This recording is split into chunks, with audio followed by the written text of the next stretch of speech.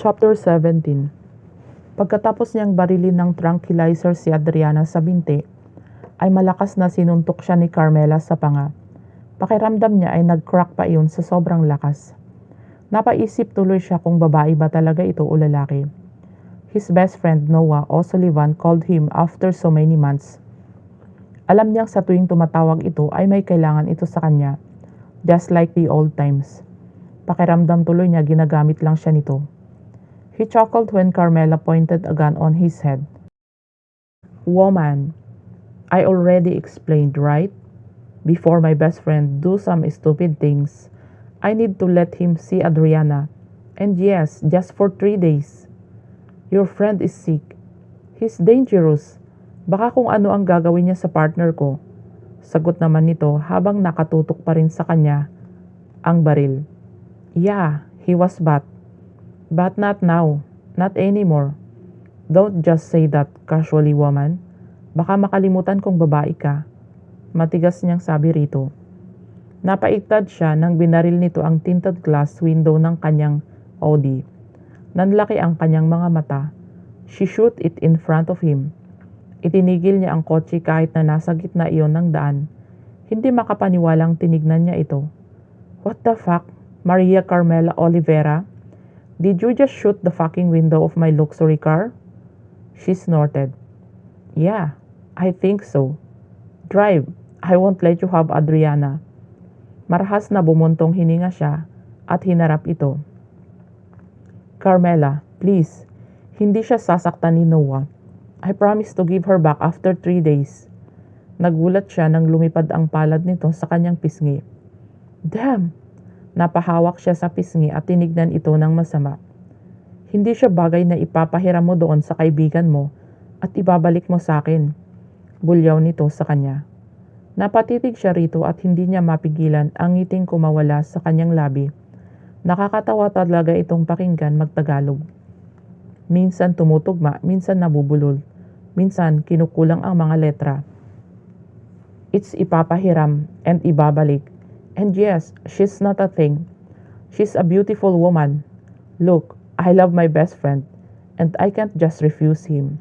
He needs her, Carmela. You don't understand it because you've never been in love. Pinandilatan siya nito. And you do? You understand him? Nagkibit balikat siya. He's a virgin in love too, but he have witnessed Noah break down before, and he will never ever let that happen again. Iniwas niya ang mga mata at pinaandar ulit ang kotse. I don't want him to be broken again. He heard him sigh. Okay, 3 days. We need to go back to New York to report ASAP. He nodded in response. When he called him, he sounded like a desperate, sick person. There he knew that the old Noah is back. And now he is hoping that he's fine. That he's still sane. After his longtime girlfriend Annika Akins broke him to bits, he became suicidal. He was obsessed with her to the point that he locked her in his room for a week because he caught her cheating on him. When his parents found out, they brought him to Scotland. He visited him. Sobrang nasaktan siya sa nakita.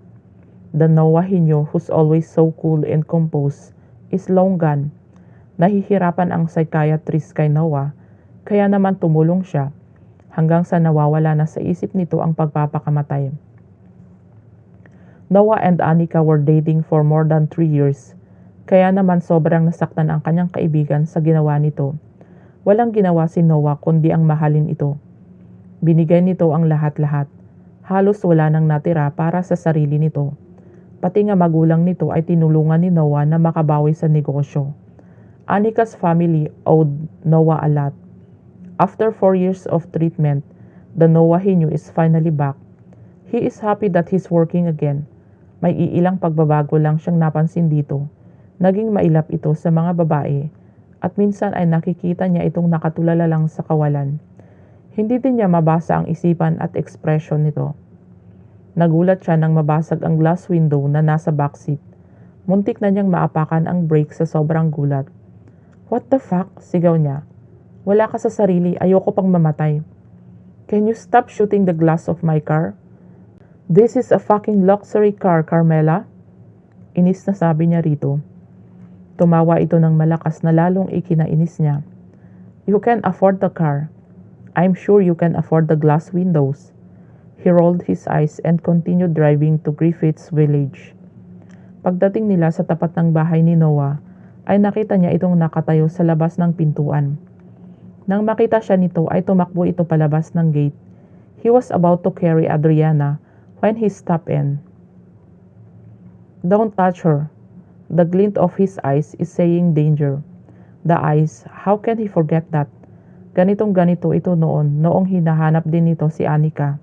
He carried Adriana like a princess and kissed her forehead. Parang hindi lang nito nakita si Carmela na nakaupo pa rin sa front seat pero nakabukas ang pinto. Pagpasok ni Noah sa loob ng bahay ay bumaling siya kay Carmela. Stay here, I'll talk to him. Carmela nodded. Pagpasok niya sa bahay ay nakita niyang inihiga nito sa Adriana sa kama. Bud, let's talk. Tumango ito at naupo sa gilid ng kama. Thank you for finding her. She's an agent at hindi basta-basta ang organisasyong kinabibilangan niya. Kakatapos lang ng misyon nila at 3 araw mula bukas, kailangang makabalik siya sa New York. Kapag hindi siya nakapag-report agad at kapag nalaman ng boss niya na may karelasyon siya, baka mapahamak siya. Pati ikaw ay mapapahamak din. Hindi sumagot ang kaibigan niya. Nakatitig na naman ito sa kawalan. Hindi man lang ito nagulat sa sinabi niya. He just told him an important secret. Noah, Bud, promise me that you won't do the same to her. Tumayo ito at tumango. I won't, I promise. Okay, hindi mo man lang ba ako aalukin ng tubig o juice o hapunan? Tumawa siya nang tinignan siya nito ng masama. Leave, we'll talk next time. I'm tired, I want to rest. Tumango siya. Tomorrow is the anniversary of Club Del Pecado. I'll email you the invitation. Bring Adriana, okay? I'll kill you if you won't attend. He drove back to his house and then he realized that Carmela is still with him. Sasama ka sa akin? Tumango lang ito habang nakatingin sa daan. I might rape you there or do something. I'll kill you. Tumawa siya ng malakas. This woman is really something. I was just kidding. I'm not attracted to you. Mas lalo na ako. Matabang na sagot nito na ikinatawa niya ulit. Hindi na siya sumagot pa at binilisan ang pagpapatakbo ng kotse. Noah started undressing Adriana. Kinuha niya ang 2 posas sa cabinet at inilagay iyon sa magkabilang kamay nito. Hindi niya ito hakayaang umalis. Fuck the 3 days. She will stay with him. Hinagod niya ng tingin ang hubad nitong katawan. She's sexy as hell. Nabuhay naman agad ang kanyang alaga. Pinaghiwalay niya ang mga binti ng dalaga at inangkin ang pagkababae nito. Hindi ito nagising. Inangkin niya ito kahit wala itong malay. Chapter 18. She rolled her eyes when Noah put on her dress. Last night, she snapped at him so he finally let her go. Lumambot ang ekspresyon nito nang makita ang kamay niyang namumula. Noah, hindi ako kaimbalido. Kaya kong magbihis ng mag-isa. Still, I want to do this. Walang kangiting-ngiting sagot nito. Nakatitig lang siya rito habang isinusuot sa kanya ang 3 inches black stiletto. She is wearing a red bodycon dress, hugging her body perfectly, while Noah is wearing white long sleeve with black formal jacket. Napakagwapo talaga nito. Hindi niya inaakalang mababaliw pala ito sa kagandahan niya. Nagalit siya sa ginawa nito sa kanya. Pinagtapat pa talaga nitong nirape siya nito habang natutulog. Gusto niyang matawa nang maalala ang ekspresyon ng mukha nito. Para itong batang may nagawang kasalanan at siya ang nanay. Noah, where are we going? Tanong niya rito habang sinusuot nito ang sariling sapatos. Club Del Pecado. Creed is one of the owners and I am a member. Today is the anniversary of the club and he said he will kill me if I don't attend. She chuckled. Naikwento din kasi ni Noah na si Alistair ang pinakamatalik nitong kaibigan at masama itong magalit. Namamaril daw ito. I see. Hindi pamilyar sa akin ang pangalan ng club. That club is famous. It's a luxury club owned by 7 Spanish businessmen. So, Alistair is a Spaniard? Yeah, American, Spanish, Filipino. Let's go? Magkahawak kamay silang lumabas ng bahay. They talk like nothing bad happened. Bad as in ipinosa siya nito. Pagpasok nila sa malaking gate ay namangha siya. Nasa gitna pa talaga ito ng pine trees. It's a 5-story club. Sabi ni Noah ay mahal ang membership dito at monthly dues. May ganoong club pala. Sa labas ng club ay nakahilera ang mga luxury cars. Marami ring nakakalat na securities. He said it's the best and safest club and he's right. Club del Pecado or Sin Club is a luxury club owned by 7 Spanish men. It's one of the most successful and exclusive clubs in Asia with 5 branches: Japan, Macau, Manila, Korea, and Singapore. Napanganga siya nang makita kung gaano kaganda ang loob. Red carpet and expensive chandeliers. Bloody red is everywhere. Nakita niya si Alistair na kumaway sa kanila habang nakangiti. Buenos noches, pareja encantadora. Bienvenidos al Club de Pecado. Soy Alistair Creed Mafaraxas, a su servicio. Good evening, lovely couple. Welcome to Club de Pecado. I'm Alistair at your service.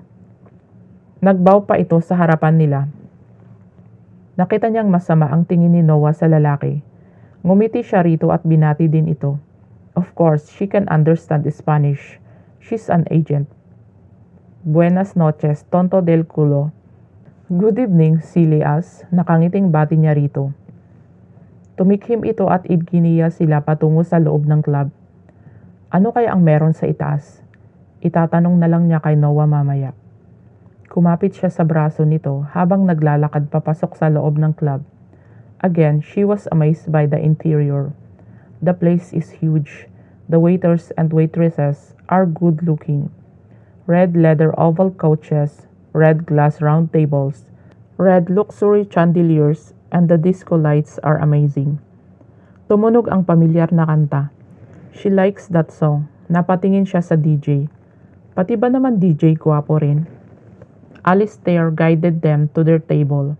Malapit yun sa dance floor. Panay ang tingin niya sa mga tao. All of them are good looking.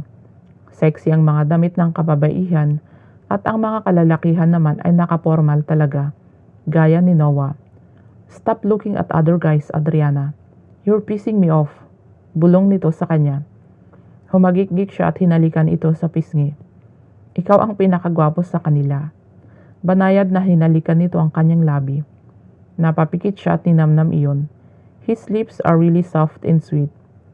Okay, stop eating each other's faces. I have company. Natigil sila ni Noah sa paghahalikan. She saw his handsome men in front of her. They look like freaking models. Tall, broad shoulders, and handsome faces. Tumayo sila. Fuckers, this is my best friend Noah and his girlfriend, Adriana. Lovely couple. These are my friends and business partners.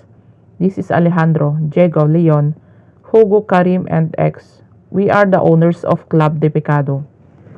Hindi siya hinayaan ni Noah na makipagkamay sa mga nagugwapuhang kalalakihan.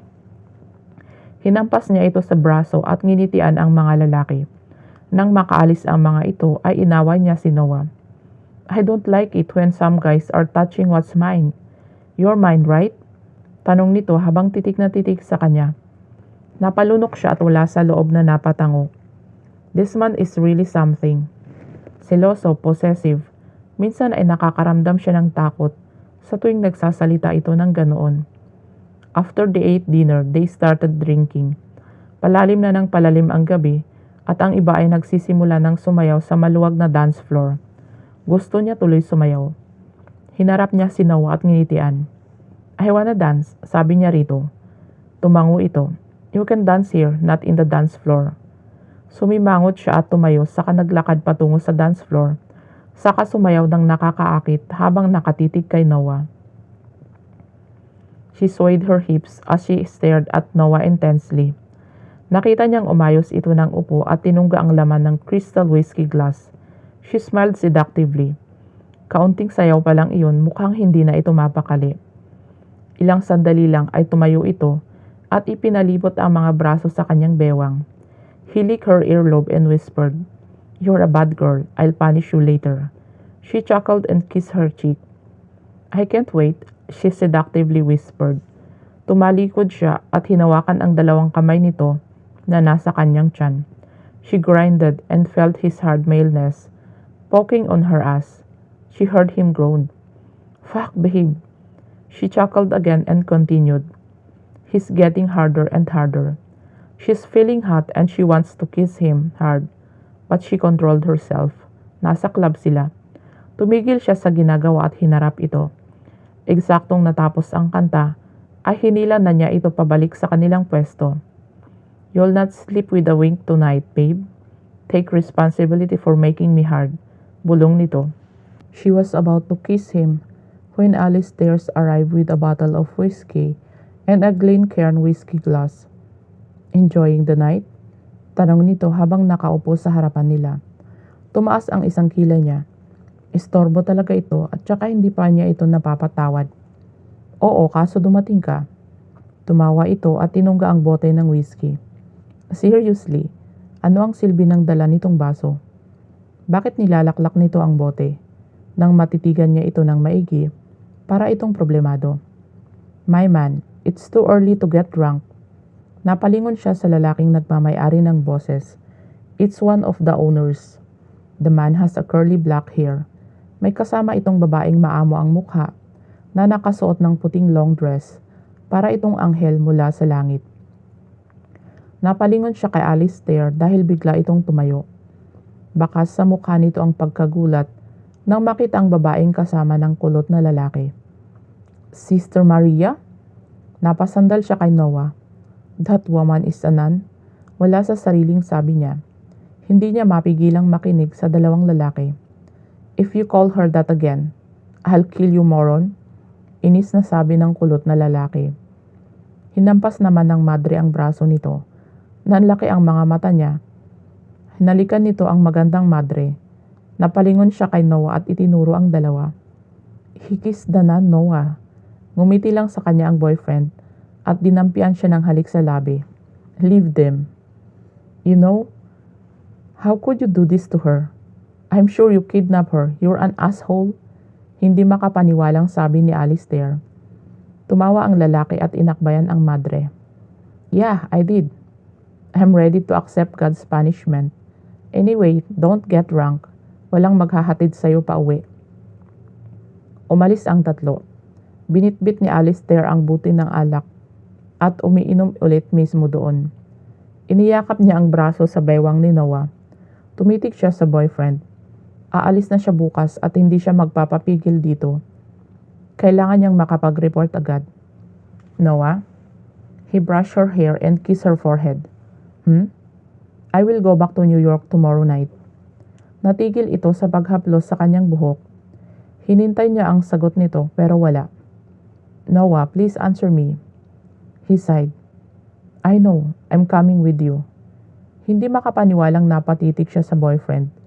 Sasama ito sa kanya? Paano kung hindi siya papayagang magbakasyon? Paano kung bibigyan siya ng bagong assignment? "No, you can't. I'm not sure if I can take a vacation. Kapag binigyan ako ng bagong assignment, baka ipadala na naman ako sa ibang bansa." "Then leave your work. Choose me instead. I'll marry you kahit ngayon pa." Seryosong sabi nito. Napaawang ang labi niya sa sinabi nito. Does he love her? Wala itong sinasabi, pero nararamdaman naman iyon. Minsan nga sumusobra pa, pero kailangan niyang marinig mula rito ang tatlong katagang iyon.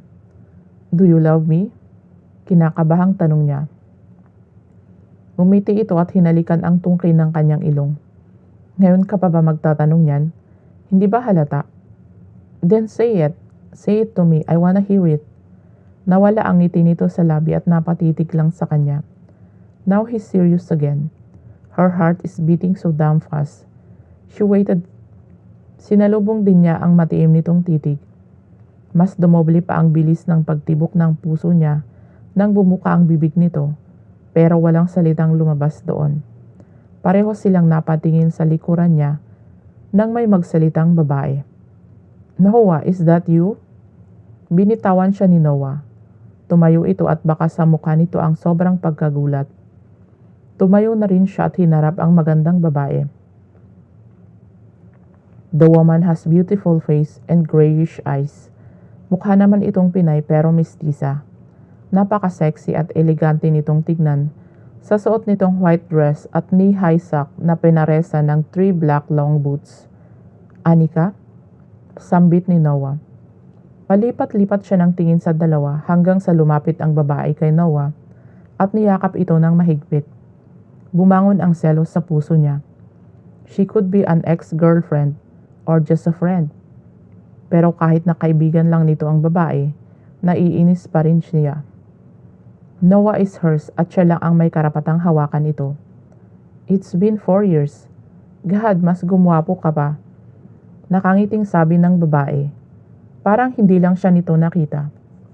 She waited for Noah to talk pero nakatitig lang ito sa babae. What's with that look? Hey, I know maganda ako. Huwag mo naman akong titigan ng ganyan. I just came back here in the Philippines and the moment I step outside the plane, I thought of you but it seems like you've changed your address. Pinuntahan ko kasi ang dating condo natin. I mean, condo mo. Pakiramdam niya may pumutok na ugat sa ulo niya sa narinig. So she's right. This woman is an ex-girlfriend. Inis na kinuha niya ang bote ng whiskey at ininom iyon. Naglakad siya patungo sa bar at naupo sa silver stool. Mabilis na ininom niya ang whiskey. Naiinis siya. Gusto niyang malasing para kumapal ang mukha niya at masampal ang babaeng iyon. Hindi man lang siya sinundan ni Noah. Gusto niyang lingunin ito pero pinigil niya ang sarili. She waited but few minutes pass. Walang Noah na sumunod sa kanya. Muli niyang tinungga ang bote ng whiskey hanggang sa maubos iyon. Napangiwi siya, napahawak sa sikmura. Nag-aapoy na yata ang katawan niya. He heard a chuckle. Nilingon niya ang katabi at nakitang titig na titig pala ito sa kanya. It's one of the owners of this club. Hindi niya maalala ang pangalan nito. Ngumiti ang lalaki sa kanya. Seems like your boyfriend is enjoying talking to other woman. What do you want to drink? It's on me. Vodka. He nodded and ordered a bottle of strong vodka. Mabilis na tinungga naman niya iyon. Hey, hey, hey. Stop. That's not how you drink a vodka. Use this. Hindi niya ginamit ang basong ibinigay nito. Tumawa naman ito at inilahad ang kamay sa kanya. I'm X, in case you forgot. Ngumiti siya at nakipagkamay dito.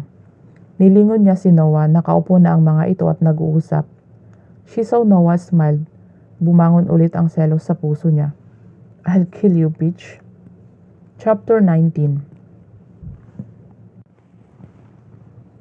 Malapit na niyang maubos ang bote ng vodka at umiikot na ang kanyang paningin. Pagak na napatawa siya. Oh Noah, nakita mo lang ang maganda mong ex, nakalimutan mo na ako. Hindi na tuloy ako siguradong nababaliw ka talaga sa akin. Tinitikan niya ang bote. Mga 2 lagok na lang iyon. Napailing siya at inubos iyon. You're very drunk, sabi niya sa katabi niya. Nilingon niya ito. Pwede mo ba akong ihatid? Wala akong pera at wala akong cellphone. Hindi ko matatawagan ang kaibigan ko. Tumango ito saka tumayo. Ngayon na? She nodded and smiled. Inalalayan siya nitong tumayo at maglakad hanggang sa nakarating sila sa basement ng parking. Tumigil sila sa tapat ng itim na Lamborghini. Itinulak niya ang lalaki at humiga sa hood ng sasakyan. This is her dream car. I love your car. Tumawa ito at itinayo siya. Tara na, baka hanapin ka pa ng gwapo mong boyfriend. Baka masuntok pa ako nun. Napahagikik siya nang umandar ang kotse. Ang ganda-ganda talaga ng loob nito. Kung hindi pa siya lasing, gusto niyang ma-experience na magmaneho ng isang Lamborghini. Nakaramdam siya ng antok. Ipinikit niya ang kanyang mga mata. Naalala niyang wala pala siyang perang pang-taxi mamaya papunta sa apartment ni Carmela. Magpapahatid na lang siya kay X. Tell me your address. Sinabi niya ang address niya rito habang nakapikit. Hindi niya alam kung ilang minuto silang bumiyahe. Nasa tapat na sila ng convenience store na malapit sa kanyang apartment. You live here? Gumiti siya at pilit na binubuksan ang pinto ng sasakyan pero ayaw pa ring bumukas. Yeah, will you come with me? Papatulong sana ako sa'yo. Okay. Ipinagbukas siya nito ng pinto at inalalayang tumayo. Nakita niyang lumapit ang 7 unipormadong mga lalaki. May edad ang mga lalaki at pormado ang mga katawan. May baril din sa holster nito. Joe Rich, come with us. At dahil nahihirapan siyang maglakad, hinubad nito ang suot na leather jacket at ipinalibot yon sa kanyang bewang bago pinasampa sa likuran nito at binuhat. Itinuro niya ang lumang apartment. Pagpasok nila sa kwarto niya, ay isinara nito ang pinto gamit ang paa. Naiwan naman sa labas ang 2 bodyguards nito. Kahit na hindi siya makapaglakad ng maayos, naglakad pa rin siya patungo sa malaking lumang cabinet at pilit na inilalabas ang kanyang malaking maleta. I'll help you with that. Hinayaan niya itong kunin ang kanyang maleta at higa iyon sa sahig. Napasalampak siya sa sahig at itinapat ang hintuturo sa fingerprint scanner. Bumukas iyon. That's cool, manghang sabi nito. Pwede bang kunin mo lahat ng gamit ko sa cabinet? Tumango ito at sumagot. Sure. She rubbed her eyes. Inaantok na talaga siya pero kailangan niyang umalis dito bago pa siya masundan ng gago niyang boyfriend. Inilagay niya sa malaking maleta ang mga gamit na inabot sa kanya ni X. Napatingin siya rito nang marinig itong nagmumura. What the fuck? What the hell is this? Natawa siya nang ipakita nito sa kanya ang kanyang 2 .45 caliber na baril at 2 smoke grenade. Yes, that's mine. Give it to me. Ibinigay naman ito agad sa kanya. Maingat na inilak niya ang 2 baril at itinago sa ilalim ng kanyang damit. Shit, why do you have those? Itinuro niya ang cabinet na nasa ilalim ng lababo niya. May gamit ako doon, pakikuha na rin. Sumunod ito sa kanya at narinig niya ulit ang pagmumura nito. What the fuck? Tumawa siya ng malakas. He's holding her rifle and her small bag with tranquilizers. Pakikuha din ang nasa ilalim ng kama ko. Napamura ulit ito pagkatapos ibinigay sa kanya ang kanyang pistol. Naipasok na niya lahat sa kanyang maleta. Pinindot na ang maliit na screen sa kanyang maleta at kusa iyong sumarado. She registered her 4 other fingers to secure the locks. Binuhat naman agad iyon ni X. Nagmumura na naman ito dahil sa sobrang bigat ng kanyang maleta. Tinawanan lang niya ito. Nang makapasok siya sa sakyan nito, nakahinga siya ng maluwag. Sa wakas, nakaalis na rin siya sa apartment niyang isang bagyo na lang at mawawasak na. Ipinikit niya muli ang mga mata pagkatapos niyang sabihin kay X ang address. Are you a soldier or an agent? Tanong nito habang nagmamaneho. Agent. At kapag ipinakalat mo yon, papatayin kita. Sagot niya habang nakapikit pa rin ang mga mata. Gulat na napadilat siya nang biglang tumigil ang sasakyan. Kung hindi pa siya naka-seatbelt ay baka napasubsob na siya sa harap. What the fuck? Who's that woman? Napatingin siya sa labas. Pakiramdam niya ay nahimasmasan siya nang makita si Carmela na may dalang RPG. Sumusuray ito habang naglalakad patungo sa kanila.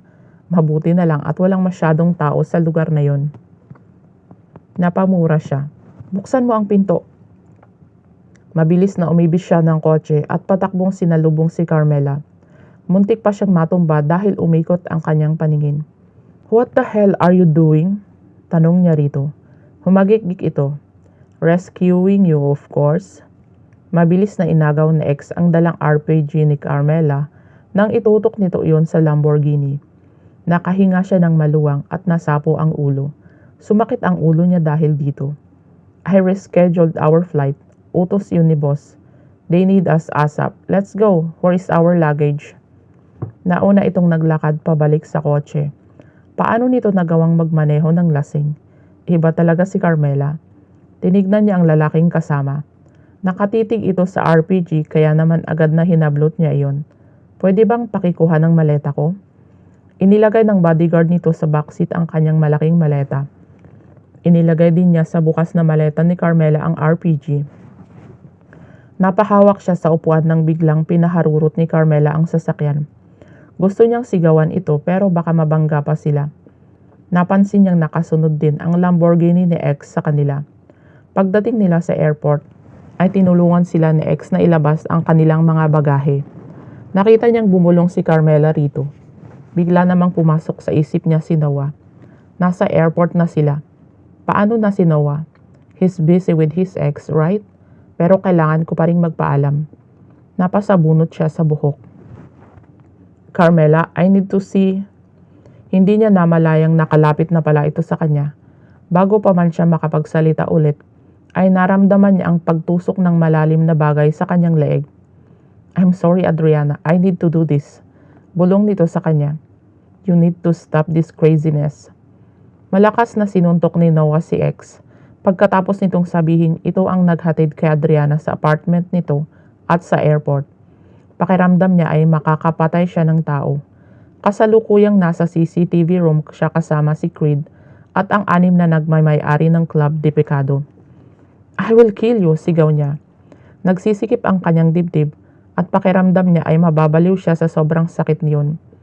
Nagdidilim ang kanyang paningin sa sobrang galit na nararamdaman. Galit para kay X at galit para sa sarili. Nakita niya itong kausap si X pero hinayaan muna niya dahil kailangan niyang makausap si Anika, ang kanyang ex-girlfriend. Nanghihinang napaupo siya sa swivel chair. Naihilamos niya ang mga palad sa mukha. He felt frustrated. He felt so broken for the second time. But this time, it felt more painful. Find her please, pagmamakaawa niya.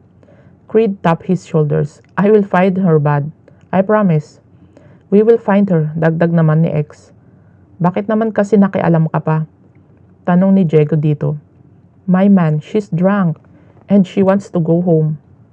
Magpapahatid din sana siya sa apartment ng kanyang kaibigan pero malay ko ba na aalis pala sila papuntang New York. My man, she's drunk and she wants to go home. Magpapahatid din sana siya sa apartment ng kaibigan pero malay ko ba na aalis pala sila papuntang New York. My man, her drunk friend, pointed a fucking rocket launcher at me. Pagdating namin sa airport, pinagbantaan pa niya ang buhay ko pati ang pamilya ko. Her friend is fucking twisted. Siyempre, nababahala din ako. I just saw her with an RPG. Natahimik silang lahat dahil sa sinabi nito. Pero kahit na nagpapaliwanag na ito, galit pa rin siya dito at gusto pa rin niya itong patayin. I need to go to New York. Wala sa sariling sabi niya. Tumayo siya at lumabas ng CCTV room. Panay ang tawag ni Creed sa kanya, pero hindi siya tumigil sa paglalakad. Dumiretso siya sa parking lot sa labas ng Club de Pecado. Bago pa man niya mabuksan ang kotse ay pinigil siya ni Creed. Bud, calm yourself. Don't do anything reckless, okay? Kapag hindi mo ako sinunod, hindi ko hahanapin si Adriana. Pananakot nito sa kanya. Hinarap niya ito at pinahid ang mga luhang patuloy na bumabagsak sa kanyang mga mata. How can I calm down? She's not here. She left me. Mababaliw na ako ng tuluyan kung hindi ko siya makikita. Hindi ka mababaliw kasi dati ka nang baliw. Anyway, I will update you in 24 hours. They use Black Airline. I can ask Evander to hold them para hindi sila makalabas ng airport. Nabuhayan ang loob niya sa sinabi ng kaibigan. Tumango siya. Tuluyan ang tumigil ang pagtulo ng kanyang mga luha. Kinuha nito ang cellphone sa bulsa at may tinawagan. Hello Carl. Ready my plane. We'll be there in 6 hours. Ginitian siya nito. Dan, go home, pack some clothes, and get some sleep. Parang batang tumango siya. Creed Alistair Creed Mafaraksas, his best friend, who never fails to support him whenever he needs him. Kung wala ito baka nasa bahay lang siya, nagmumukmuk, unti-unting nababaliw at mamamatay. Thank you, sabi niya dito. Tumawa ito ng malakas. Bud, I'm your best friend. I won't let you die, okay? Naglakad ito pabalik sa loob ng club at kumaway pa. Napangiti siya at napailing. Sa wakas ay kumalma na ang puso niya. Nandoon pa rin ang kirot pero natatabunan iyon ng pag-asa. Adriana, I will see you soon. Pakiramdam ni Adriana ay mabibiyak ang ulo niya sa sobrang sakit. Masakit din ang kanyang katawan, lalo na ang kanyang leeg. Gulat na napamulat siya nang biglang lumindol. Napahawak siya sa kanyang upuan. Upuan? Lindol? Tatayo sana siya nang may pumipigil sa kanya. Seatbelt. Nanlaki ang mga mata niya nang ma-realize niyang nasa eroplano siya. At katabi niya ang bruhang si Carmela na nakangiti pa sa kanya. May hawak itong injection. Where are we? Kinakabahang tanong niya. New York. I just saved your ass. Thank me later. Save her ass? From what? Napapikit siya nang maalala ang nangyari. She was supposed to go to Carmela's apartment pero bigla itong dumating. Dumiretso sila sa airport at pinatulog siya nito. Kaya naman hindi na siya nakapagpaalam sa NOAA niya. Hinilot niya ang sentido. Gusto niyang barilin si Carmela sa inis na nararamdaman. I will kill you later, bitch. Tumawa lang ito ng mahina. Tumingin siya sa labas ng bintana. Nasa Black International Airport na sila. Ano kaya ang ginagawa ni Noah ngayon? Magkasama pa rin kaya sila ng ex nito? Boss, already found out about you and that doctor. Hindi ko alam kung paano. Bigla siyang kinabahan sa sinabi nito. Alam na ng boss nila? Paano nito nalaman? Hindi niya alam. Ito na nga ba ang kinatatakutan niya? Ang madamay si Noah sa magulo niyang buhay. Well, it's too late to regret. Nangyari na. Hihingin na lang siya ng tawad sa boss niya. I'll handle this. Huwag ka nang makialam. Para hindi ka madamay, sabi niya rito. Damn you, Gan. Huwag kang magkakamaling saktan ang gwapo kong boyfriend. Kung ayaw mong mamatay ng maaga. Chapter 20. Her hands were shaking as she opened the security steel door. Manly scent immediately invaded her nostrils. She saw her boss wearing a four-piece suit, standing facing the bulletproof glass wall. While looking at the busy streets of New York, his office is cold, just like him.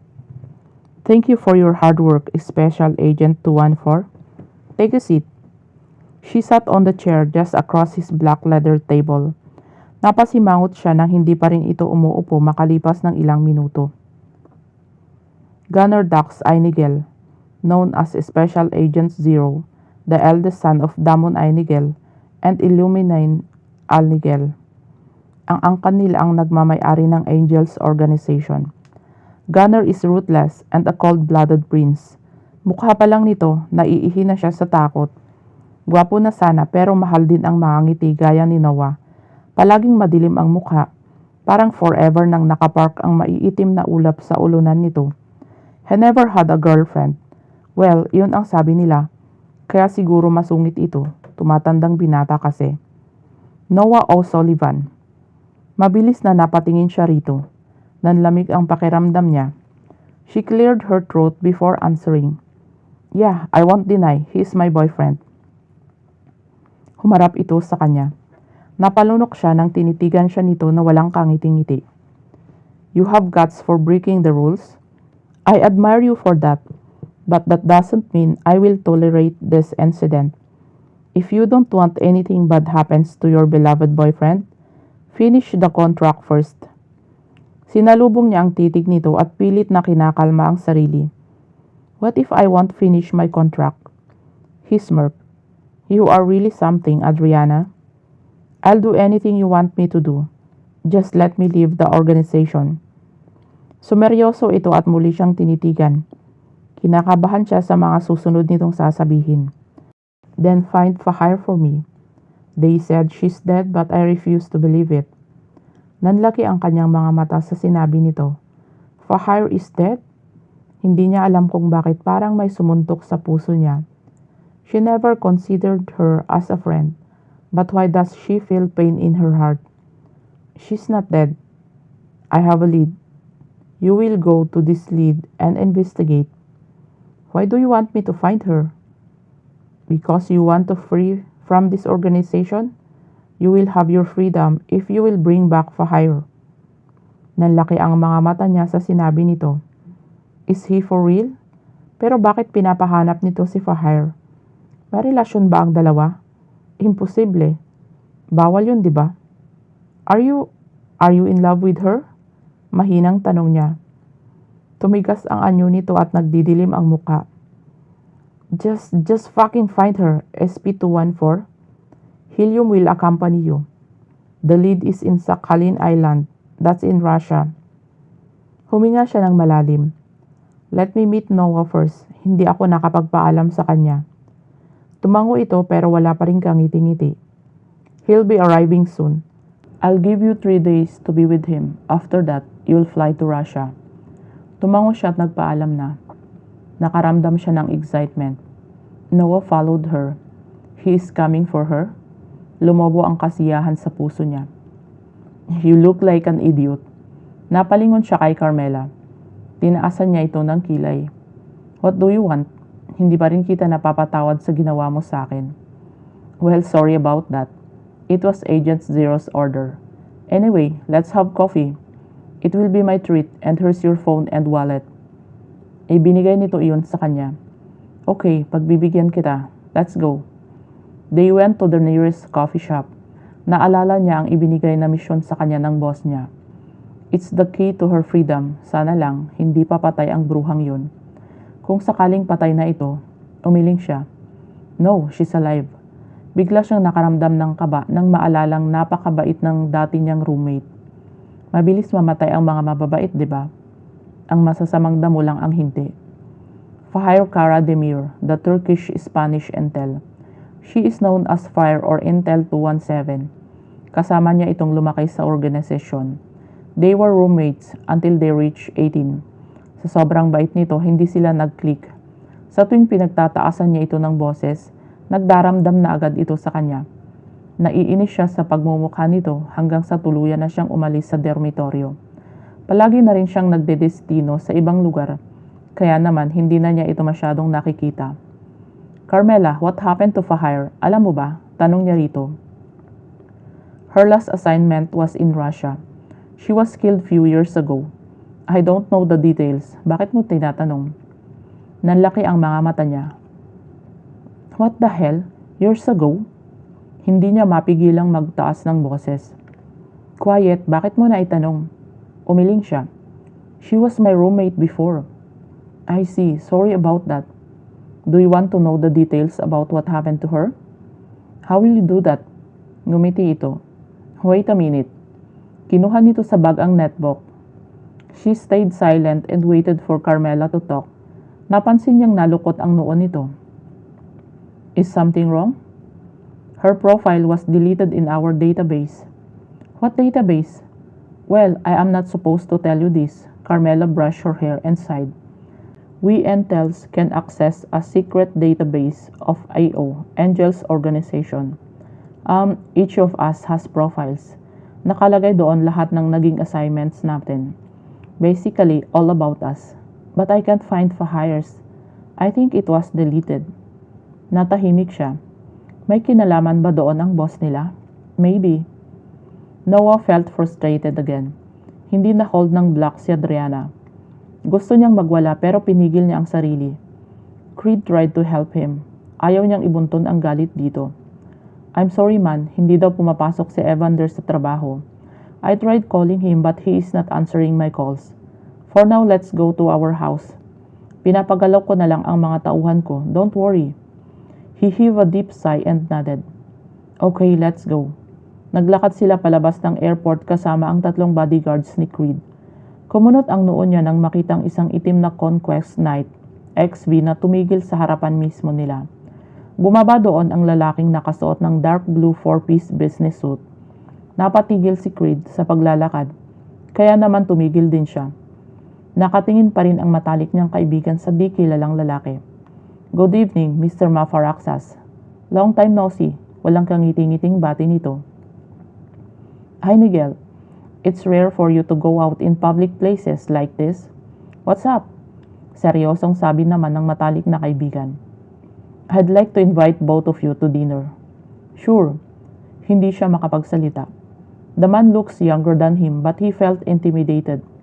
Sumakay sila sa itim na SUV na pag-aari ni Creed at sumunod sa armored car. Who was that? Curious niyang tanong. That's Gunner Dax Einigel, Adriana's boss. The one who raped Fahire. Naapaawang ang labi niya. So, he is Adriana's boss? Ito ang kinakatakutan ng girlfriend niya? Saglit na napaisip siya. Fahire, her name sounds familiar, pero hindi niya matandaan kung saan niya ito narinig noon. Fahire Karadimir, my ex-girlfriend 7 years ago. Sorry about that. Now he remembered. Iyon ang babaeng nawala na lang ng parang bula. Wala siyang masyadong alam tungkol sa relasyon ng dalawa. Isa lang ang alam niya, sobrang nasaktan ang kanyang kaibigan dahil sa biglaang pagkawala nito. Tumingin siya sa labas ng bintana. Hindi niya alam kung ilang minuto silang bumiyahe. Wala na siyang makitang gusali. Saan ba sila nito dadalhin? Sa hindi kalayuan, nakita niya ang napakagandang mansyon. Pagdating nila ay bumukas ang malaking pintuan at iniluwa doon ang isang napakagwapong batang lalaki na sa tingin niya ay nasa edad na 3. Nang matitigan niya ang bata ay kamukhang kamukha ito ni Gun, pero ang kulay ng mga mata nito ay higit na mas matingkad sa kesa rito. Papa, nakangiting sigaw ng bata. Kinarga nito ang bata at hinalikan sa pisngi. How are you, my son? Bati nito sa wikang Espanyol. Ngumiti ang bata. I'm fine. Papa has an important meeting, so he will be back later, okay? Tumango ang bata at bumaba mula sa pagkakakarga. Tumakbo ito papunta sa yaya at doon nagpakarga. Is he Fahire's son? Seryosong tanong ng kanyang kaibigan. Our son. Follow me, malamig na sagot nito. Tahimik na sumunod sila rito. Pagpasok nila sa pinto, ay bumungad sa kanya ang magandang mukha ng girlfriend. Unti-unting bumilis ang pagtibok ng kanyang puso. Nanlamig din ang kanyang mga kamay. Noah? Gulat na sabi nito. Niluwagan ni Gunner ang pinto. Patakbong yumakap si Adriana sa kanya. Saglit lang yon. Nagulat siya nang bigla siya nitong halikan sa labi. You're here, nakangiting sabi nito. Tumango siya at ngumiti rin sa girlfriend. She looks so happy. Ganoon siya nito kagustong makita? His heart swelled with happiness. He feels the same. Tumikhim si Gunner kaya naman agad na napahiwalay si Adriana sa kanya. Let's talk over dinner. Chapter 21. Pabagsak na humiga si Adriana sa kama. Napatitig siya sa kisame ng lumang apartment. Isang buwan na silang nasa isla ng Sakhalin, pero wala pa ring nagbabago sa kanilang misyon. Nawala na lang kasi na parang bula ang kanilang nag-iisang lead. Halos lumabas na sa cellphone ang kanyang boss nang mag-report siya rito. Kamusta na kaya si Noah? 2 linggo na niyang hindi makontak ang numero nito. Nag-aalala na siya ng sobra. Pero kailangan niyang mag-concentrate sa misyon nila. Kailangan niyang mahanap si Fire sa lalong madaling panahon para makaalis na siya sa organisasyon, para makasama na niya si Noah. Tinignan niya ang oras sa cellphone. 2:00 na ng madaling araw. Nagugutom siya. Hindi pala sila kumain ni Helium kanina ng hapunan. Tumayo siya at kinuha ang 45 kalibring baril sa ilalim ng kutsyon, saka lumabas. Naglakad siya papunta sa pinakamalapit na convenience store. Natigilan siya nang makita ang 3 armadong lalaki na lumabas mula sa itim na van na nakaparada sa mismong harapan ng convenience store. Mabilis na kinuha niya ang cellphone sa bulsa at tinawagan ang partner niyang si Helium. 3 armed guys here in the convenience store. Narinig niya ang marahas na pagbuntong hininga ni Helium sa kabilang linya. So, they're not our targets, Agent Di Cordova? Why are you even outside at this hour? Shut up. Move your fucking ass and bring me a fucking tracking device, you fucker. Bring a gun too. Inis niyang sabi sa kabilang linya. Just because they have guns, you're already judging them? What if they're just cops? They're wearing a fucking black shirt and a faded jeans, idiot. Okay, don't shout. I'm coming. Pagdating ng partner niya, ay ito pa mismo ang naglagay ng tracking device sa ilalim ng van. Magkasama silang pumasok sa convenience store at bumili ng pagkain. Naupo sila sa kabilang dulo at pasimpleng tinignan ang 3 armadong lalaki. Nagtatawanan at nagkukwentuhan ang mga ito habang kumakain. Mabilis na kinain ni Adriana ang inorder na 2 fried chicken. Napapasulyap siya sa 3 sa tuwing tumatawa ang mga ito ng madalas. Mabuti na lang at nakakaintindi na siya ng Russian. Ito pa naman ang pinakaayaw niyang lengguwahe noon. Muntik na siyang mabilaukan nang marinig ang pangalan ni Fahir. What? Did he just said Fahir Karademir Ainigel? Nagkatinginan sila ni Helium. Mabilis na inubos nila ang pagkain at lumabas ng convenience store. They hurried back to Helium's room to monitor the tracking device. Mabilis ang pagtipa nito sa laptop. Habang siya naman ay nakatutok sa screen yon. Nakahinga siya ng maluwag nang makita ng pulang tuldok sa mapa. Malakas na binatukan naman niya si Helium. What the fuck, Adriana? Bulyaw nito sa kanya. Ginisihan niya ito. She gestured. Fuck you to him and then sat on his bed. Now we're moving. Monitor them. You heard them a while ago, right? Her forehead creased. Heard what? They know us. I mean our organization. Hindi mo ba narinig ang sinabi ng lalaki kanina? Their boss is planning to assassinate Gunner tomorrow evening. Nanlaki ang mga mata niya. They said that? Tumango ito saka tumayo. Monitor and hack the CCTVs. I'll report to Gunner. Sure, sagot niya. Tumayo siya at naupo sa dating pwesto ni Helium. Sinimulan niyang i-hack ang CCTV cameras na nasa highway habang sinusundan ng tingin ang gumagalaw na pulang tuldok. Ilang minuto lang ay bumalik si Helium at naupo sa harapan niya. Sinulyapan niya ito. What? He's coming. Natigilan siya sa sinabi nito. What the? Why? Tinignan siya nito ng masama. Just hack the CCTV cameras, will you? Tomorrow morning, we'll find their boss. Okay lang kaya? Gunner will be fine. Masamang damo yun. Napangiti siya at ibinalik ang mga mata sa screen ng laptop. She spent more than 15 minutes hacking the CCTV cameras. Kahit naka-air-conditioned ang kwarto, ay pinagpapawisan pa rin siya ng malapot. Hindi niya alam kung bakit bigla siyang nakaramdam ng kakaibang kaba. Get some sleep. We'll go at 6. I'll do the monitoring. She nodded and stood up. She went back to her room and slept. Pasado 5:00 ng madaling araw ay nagising siya. Mabilis na naligo at nag-toothbrush. She wore a yellow leather jacket, gray shirt, black jeans, and black ankle boots. Nilagay niya sa brown na bag ang isang rifle, 3 .45 kalibring baril, laptop, smoke grenades, 2 kutsilyo, isang set ng tracking device at mga bala. Isinuot niya ang GPS watch at earpiece na gawa mismo ng kanilang organisasyon. Eksaktong pagbukas niya ng pinto, nakita niya si Helium na bitbit ang laptop at isang mahabang attache case. Let's gear up at the car. Let's go. Sumunod siya rito. Pagpasok nila sa kotse ay kinonekta agad nito ang earpiece at GPS watch niya sa laptop nito. So where are we going? Did you found your base? It's a house and yes, I found it. I'll map the area and hack the CCTV cameras. Gunner will arrive later at 23 o'clock. We'll pick him up. He's with Intel 010. Shit, why her? Kunot noong tanong niya rito. She's a badass Intel and she works for Gunner most of the time, like me. She stayed silent. Yes, that woman is badass and she nearly killed her just because she teased her. Akala kasi niya noon may gusto ito sa kapatid ng boss nilang si Gunner. Pasaway ito. Sinadya pa talaga nitong sumuway sa patakaran para lang ma-reassign ito sa carrier dahil isang piloto ang kapatid ng boss niya. O diba, may gusto talaga ito. Bakit ito nagagalit? She's crazy, napailing siya.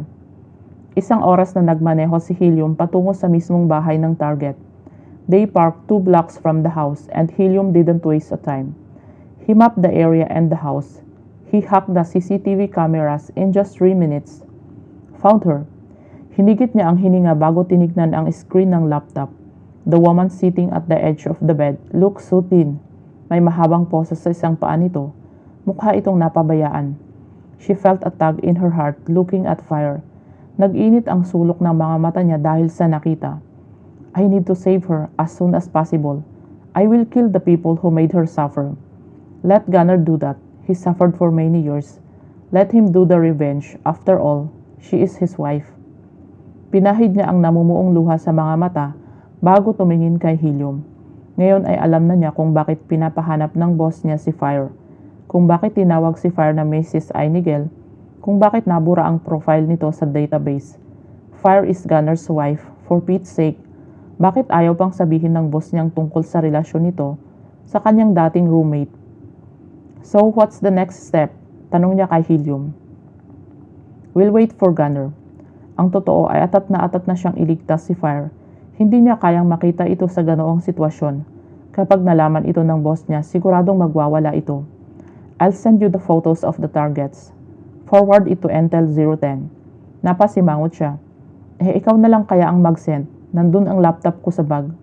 Tinignan siya nitong nang masama at ibinalik sa mga mata sa laptop. Do you want to be free or not? Oo na, kukunin ko na. Inirapan niya ito bago lumabas ng kotse at lumipat sa backseat. Nang matanggap niya ang email ni Helium ay ifinorward niya agad iyon sa malditang Intel 010. Alas 11 ng umaga. Nakita nilang lumabas sa gate ang isang pulang SUV at isang van. Isa-isang chinek ni Helium ang mga CCTV cameras. Tanging ang mga katulong na lang ang natira sa malaking bahay at ang dalawang guards sa gate. Fire is still sitting on the bed, spacing out. I'll go and save her now. Cover me. This is Helium. Saglit itong napaisip. Helium, please. Umalis na sila, di ba? Okay. Wear a whole face mask. I'll cover you. Don't kill anyone. Did you bring tranquilizers? Umiling siya. Check my attache case. Tumalima siya. Nang makita niya ang chloroform ay napangiti siya. Kinuha niya ang sariling banyo sa bulsa ng jacket at nilagyan iyon ng chloroform. Kinuha niya ang rifle sa bag at inilagay sa likod ng pantalon ang dalawang baril. Nagdala din siya ng 3 smoke grenades na inilagay niya sa bulsa ng kanyang jacket na nasa loob. Itinali niya ang buhok tsaka isinuot ang mask. May mga aso ba? Tanong niya rito. Umiling ito habang abala pa rin sa laptop. Sneak from the side. Ano? Papaakyatin mo ako ng pader? Tumango ito. It's difficult to enter in the main gate.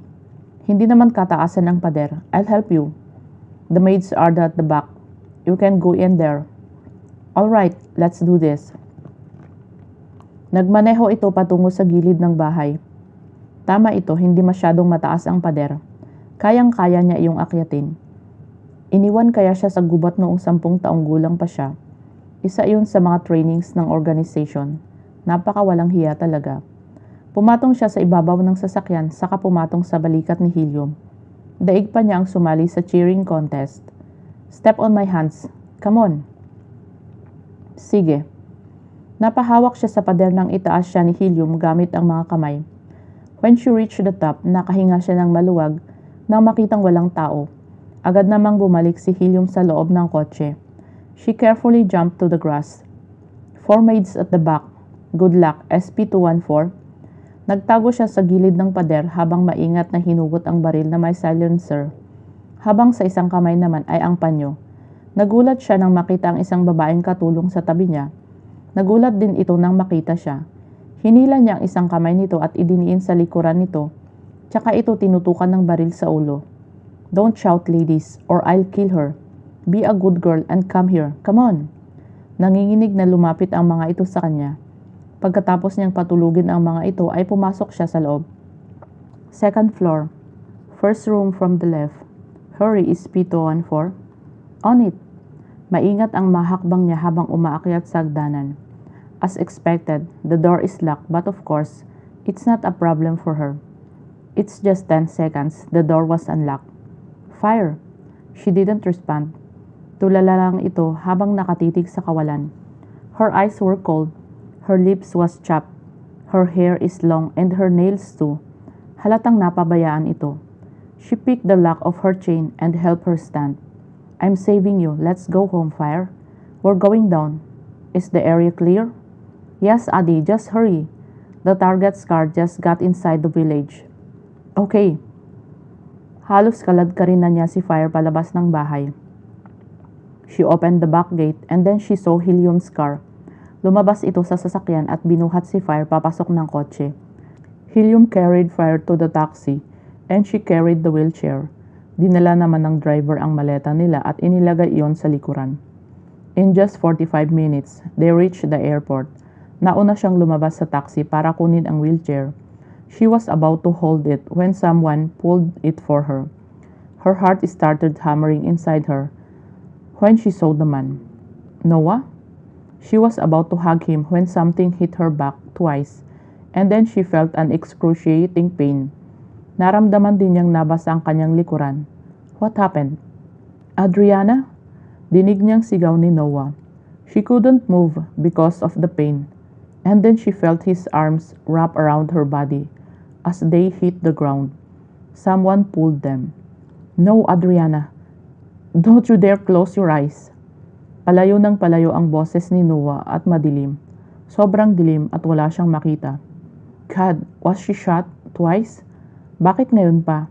Bakit ngayon pa na nandito ang pinakamamahal niyang si Noah? Tuluyan ng naging manhid ang kanyang katawan. Wala na siyang maramdamang sakit. Pakiramdam niya ang nakalutang siya sa ere. Namimigat ang mga talukap niya kaya tuluyan na siyang napapikit. She saw Noah standing on the sea under the big moon. His broad shoulders, perfect muscles, handsome face, no woman can resist him. Hindi lang ito puro pisikal, matalino ito, at isa itong heart doctor. Noon nagagalit ito sa tuwing tinatawag niya ito ng ganoon. Heart doctor naman talaga ito, di ba? Napangiti siya. Kahit galit ito, napakagwapo pa rin ito. Damn, she's lucky to have him. Hinding-hindi na niya talaga ito pakakawalan. Hinubad niya ang suot na malaking t-shirt at naglakad patungo sa binata. Mahigpit na niyakap niya ito mula sa likuran at hinalik-halikan ang hubad nitong likod. He faced her and kissed her passionately under the moonlight. Iniyakap niya ang mga braso sa leeg nito at tinugon ang marubdob at mainit nitong halik. Binuhat siya nito at otomatikong niyakap ng binti niya ang bewang nito. I love you, my heart doctor, she whispered in her and between their fiery kisses. Nagulat siya nang bitawan siya nito. Muntik pa siyang matumba nang umapak siya sa buhangin na nasa ilalim ng tubig. Say it again. Inis na hinampas niya ang matipuno nitong dibdib. Ano? I said say it again. She sighed. I am not allowed to date anyone and yet I dated you. The moment I opened my eyes that day and saw you, you already snatched my heart away. That's why I kept on pestering you. I am thankful that I got assigned in the Philippines because there I met a man who made my heart beat like crazy. I'm sorry for lying to you. I'm sorry for leaving you. After this assignment, I will always be with you. Promise, I'm so fucking in love with you, Noah. I love you with all my heart. Pinahid niya ang mga luhang kumawala sa kanyang mga mata. Ayaw niyang tignan si Noah dahil nahihiya siya at natatakot siya sa magiging reaksyon nito.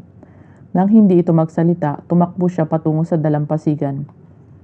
Pupulutin na sana niya ang malaking t-shirt na nasa buhangin nang bigla na lang nitong hinablot ang braso niya. Noah, I love you too. No, I love you more, goddammit. Her heart skipped a beat. Nag-uunahan ang mga luha niya sa pagbagsak dahil sa sayang nararamdaman.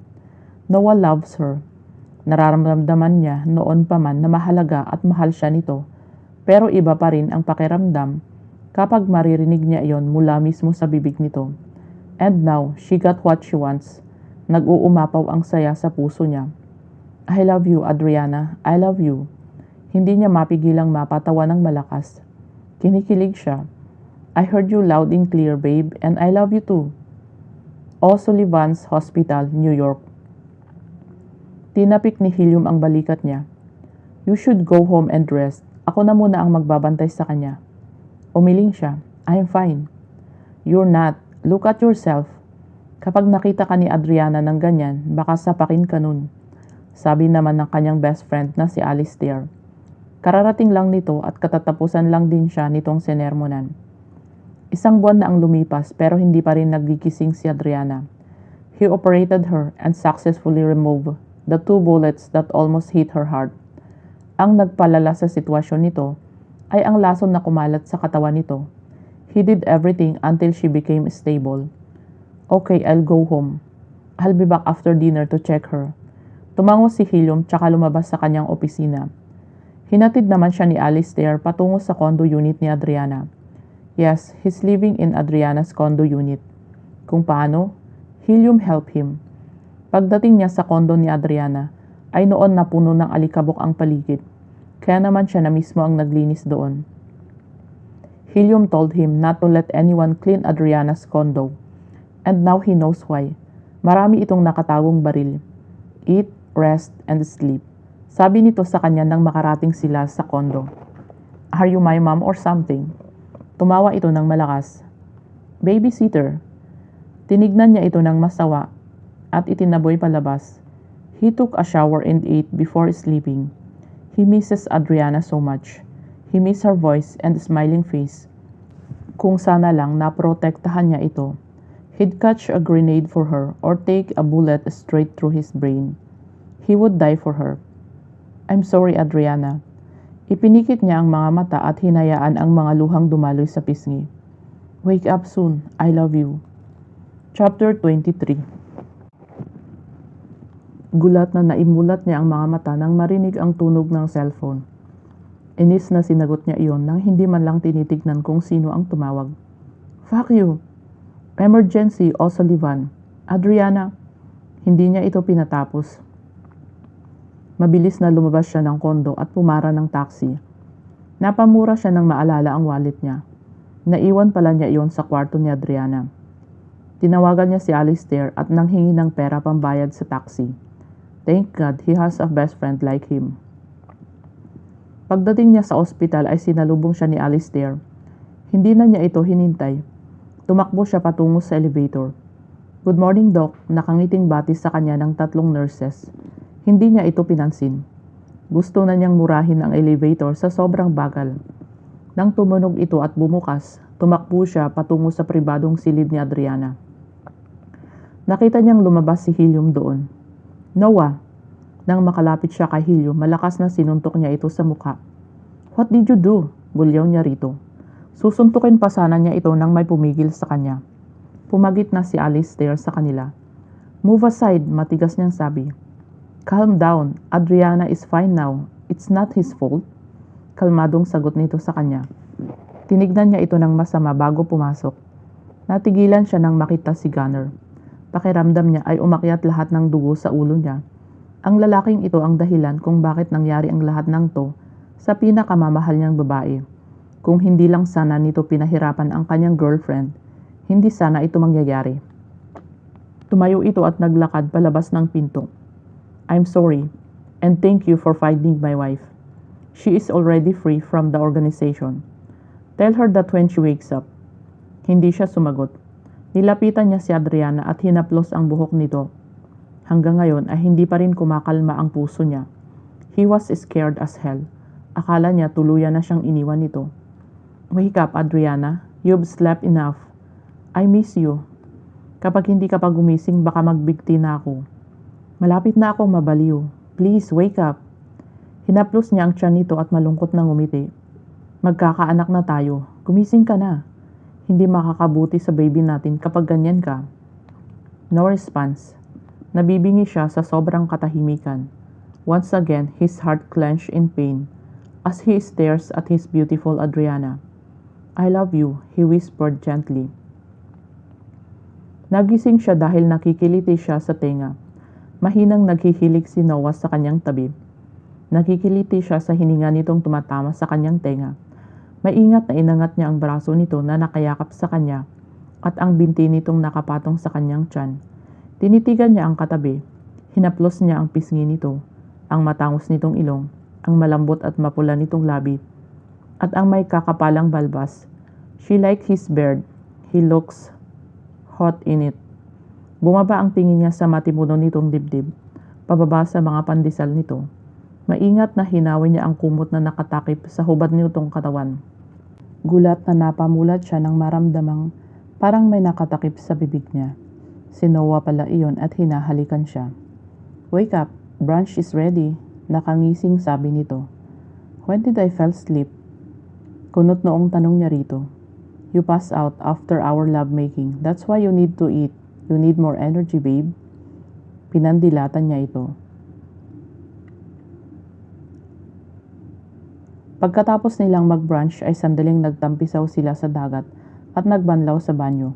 Tinuyo niya ang buhok ni Noah at ganoon din ang ginawa nito sa kanya. They cuddled in the porch and watched the blue sea. The sound of the waves and Noah's embrace calms her. And now, she loves this peacefulness with the man she loves, the most important person of her life. Bukas ang huling araw nila dito sa Caragon Resort. 3 araw na bakasyon lang ang ibinigay ng boss niya. Kahit na maikling panahon lang iyon, nagpapasalamat pa rin siya dahil wala itong ginawang masama kay Noah. Binigyan pa siya nito ng tsansang makaalis sa organisasyon. She will fulfill her mission for Noah. Adriana, napatili siya nang yakapin siya nito. The woman you saw in Club del Pecado was my first love. Natigilan siya. Heto na. Malalaman na rin niya ang mga nakaraan nito. Bumango siya at tinitigan ito sa mga mata. Go on. May dahilan kung bakit palagi kitang itinataboy noon. I didn't want to fall in love again because of her. My heart was broken, Adriana. Too broken that I couldn't fix it anymore. The one she left is too deep that I couldn't live a normal life. Nagsisikip ang kanyang dibdib. Bakit? Bakit nasasaktan siya? Bakit nagsiselos siya sa babaeng unang minahal ni Noah? Nag-iwas ito ng mga mata. I love her too much that I became obsessed with her. Kahit iniwan na niya ako, pinahanap ko pa siya, ikinulong ko siya sa kondo. Like I did to you, I chained her too. Nalaman ng mga magulang ko ang ginawa ko at dinala nila ako sa Scotland. I broke down and I became crazy. Hinilamos nito ang mga kamay sa mukha. Nabaliw ako, Adriana. Nabaliw ako dahil sa sobrang pagmamahal sa kanya. Lumipas ang mga taon, unti-unti ko nang natatanggap ang mga nangyari. Bumalik ako sa Pilipinas at nagtrabaho sa ospital namin. And then I met you. I was so scared. I was so scared because I felt something for you that I know. It will grow to that scary and deadly thing called love. That's why I kept on pushing you, but you're too hard. You kept on destroying the wall I built in order to protect myself. Napangiti siya. And then after destroying it, I will calm myself in. Tumango ito pero nanatili itong seryoso. You've made me feel alive once again. I fell in love. I am scared of myself because I started obsessing with you. Ayaw kong matakot ka sa akin. Kaya pinipigilan ko ang sarili ko. Pero nagawa ko pa rin ang mga ginawa ko noon kay Anika. Sinampal niya ito na ikinagulat ng huli. Don't say her name in front of me. Pinanlisikan niya ito ng mga mata. She saw fear in his eyes. Bigla naman siyang nakonsensya sa pagsampal dito. I'm sorry, I won't say it again. She nodded. Continue. He cupped her face and kissed her lips. Pinahanap kita kay Creed and then I chained you. I'm sorry. Ibinaon nito ang mukha sa kanyang leeg. I'm sorry. Nagawa ko lang naman yun dahil natatakot akong iwan mo din ako. Halos mabaliw na ako kakaisip sa'yo noong hindi pa kita nakikita. Hindi ka nakipagkita sa akin ng ilang araw. I'm sorry, Adriana. Naramdaman niyang nabasa ang kanyang leeg. Umiiyak ito. Noah. When I saw her in the club, pinakiramdaman ko ang sarili ko. Yes, I was shocked when I saw her. I felt a punch in my heart when I heard her name. Pero biglang naglaho ang sakit dahil may bago na akong minamahal. The feeling I felt back then was remorse. But I felt relief because I can finally apologize to her. I felt free when she forgave me. Hinimas niya ang likod nito. Stop crying already. Pinahid nito ang mga luha at matiim siyang tinitigan. Mamahalin mo pa rin ba ako kahit na minsan naging baliw ako? Nandidiri ka na ba ngayon sa akin? Please, tell me. She gave him a small smile. Of course not.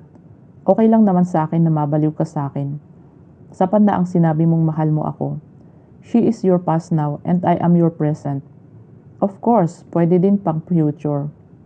Kinindatan niya ito pagkatapos ay pinahid ang mga luhang kumakawala sa mga mata nito. I love you, Noah, and yes, I will marry you. Alam ko namang magpupropose ka na sa akin. Kaya in advance ko na ang sagot ko, para hindi ka na mahirapan. Pwede mo na akong pakasalan anytime, anywhere. Napasimangot siya. Dahil nakatulala pa rin ito sa kanya. Ano na, ayaw mo kong pakasalan? Ano to, jowa-jowa lang? Mabilis na umiling ito. I want to propose to you formally, not like this. Mabuti naman. And yes, I forgive you. Hindi naman ako masyadong nagalit nung ipinosas mo ako. Napaghahalataan kasing baliw na baliw ka sa akin. Siyempre, nasiyahan ako. Napangiti ito dahil sa sinabi niya. Damn, you are really something. I love you, Noah. No, I love you more, goddammit. Niyakap siya nito at mariing hinalikan sa labi. I love you, Adriana. Chapter 24. Noah, tawag niya sa binata na nakaupo sa buhangin. Nakatitig ito sa kawalan. Parang hindi yata siya nito narinig. Naglakad siya patungo rito at naupo sa tabi nito. What's wrong? Tanong niya. The sunset is beautiful, just like you. Natawa siya sa sinabi nito. Tumayo siya at naupo sa harap nito. Agad naman siya nitong niyakap. Today is the last day of your vacation. Anong oras ang flight mo patungo sa Russia? Tanong nito. 3:00 ng madaling araw. Hinigpitan nito ang pagkakayakap sa kanya at hinalikan siya sa leeg. Nakikiliti siya. I want to do this forever with you. Mahinang sabi nito. Bumilis ang pagtibok ng kanyang puso. God, sa tuwing binabanggit ni Noah ang salitang forever, kinakabahan siya. Do what? Watching the sunset. Sunsets are proof that no matter what happens, every day can end beautifully. That's the kind of ending she wants for the relationship. Getting married, having kids who will look exactly like him and her. Me too, Noah, me too. Come back soon, I will miss you every day. She nodded while still looking at the sunset. I love you, please wait for me. Of course. Itinayo siya nito at binuhat patungo sa cabin nila. We'll have dinner outside but first, we need to make love. Kumindat ito sa kanya na ikinatawa niya ng malakas. After their passionate lovemaking, they went to the rooftop of a 5-star hotel. Nagtataka siya kung bakit sila lang ang nandoon. At pinagsuot pa siya ni Noah ng dress. Nakapormal din ito. Stay here. Palingalinga lang siya sa paligid. Maraming bulaklak, sila lang. Bongga naman ng date na to sa isip niya. Napaigtad siya nang marinig ang boses ni Noah sa likuran niya. For you? Ibinigay nito sa kanya ang pumpon ng mga bulaklak. Nanginig ang kamay niya at bumilis ang pagtibok ng kanyang puso. Aamuyin niya sana ang bulaklak nang tumunog ang kantang isa sa mga paborito niya. Napatingin siya kay Noah nang lumuhod ito sa harapan na. Her breathing hitched when she saw a big diamond ring. Napatitig siya kay Noah. Just like the song, I love all of you, Adriana. Give your all to me and I will give my all to you. Let me love you, if not for the rest of your life, then for the rest of mine. Will you marry me? Napaiyak siya. Nilukob ng kasiyahan ang kanyang puso. Damn, he's proposing to her. He'll marry her. Nakita niya ang panginginig ng mga kamay nito. Nakita niya ang takot sa mga mata nito kaya naman, ibinigay na niya rito ang kanyang kasagutan. She nodded and gave him her happy yes smile. Yes, I will marry you. I love you too, Noah. Nawala ang takot sa mga mata nito. Kahit nanginginig ang mga kamay, isinuot pa rin nito sa kanya ang singsing. Hinila niya ito at hinalikan sa labi na agad naman nitong tinugon. Thank you. Thank you. Paulit-ulit nitong sambit. Nagugutom na ako, sana pinakain mo muna ako. Nakangiting reklamo niya. He kissed her temple and apologized. Sorry, I couldn't wait. I want to put the ring in your hand so badly. Sumenyas ito sa waiter. The food was served and everything was extravagant. May bandang tumutugtog pa habang kumakain sila. Walang mapagsidlan ang kasiyahang nararamdaman niya ngayon. Pagkatapos ng date nila ay dumiretso sila sa hotel reservation nito. They made love again and again until they fell asleep. Nagising siya ng 11:00 ng gabi.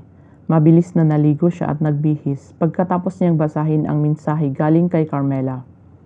Bumaba siya sa lobby ng hotel para puntahan ito. Kinuha niya ang paper bag dito. Thank you. Do you have a pen and a paper? Pagkatapos niyang isulat ang mensahe para kay Noah, ay bumalik siya sa silid nila.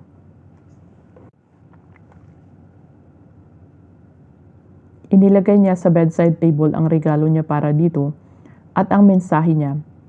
She gave him a quick kiss on his forehead and his lips before leaving.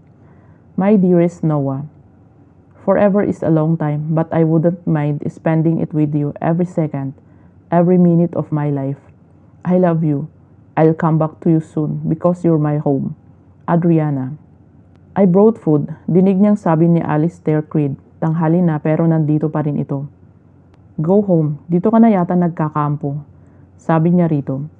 My man, I am your best friend. At saka tignan mo yung suot mo. Naka-boxer shorts at t-shirt ka lang.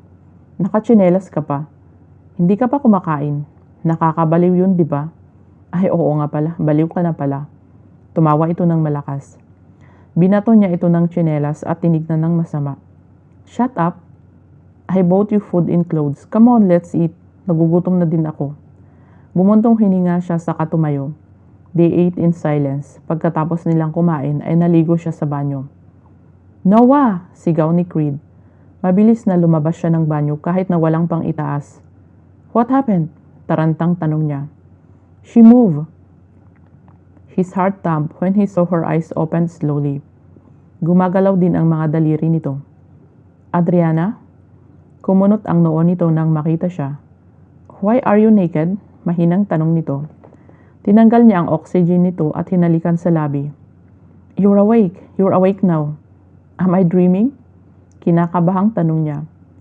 What if he's just dreaming? No, you're not. What happened? Tanong nito. You were shot twice, near your heart.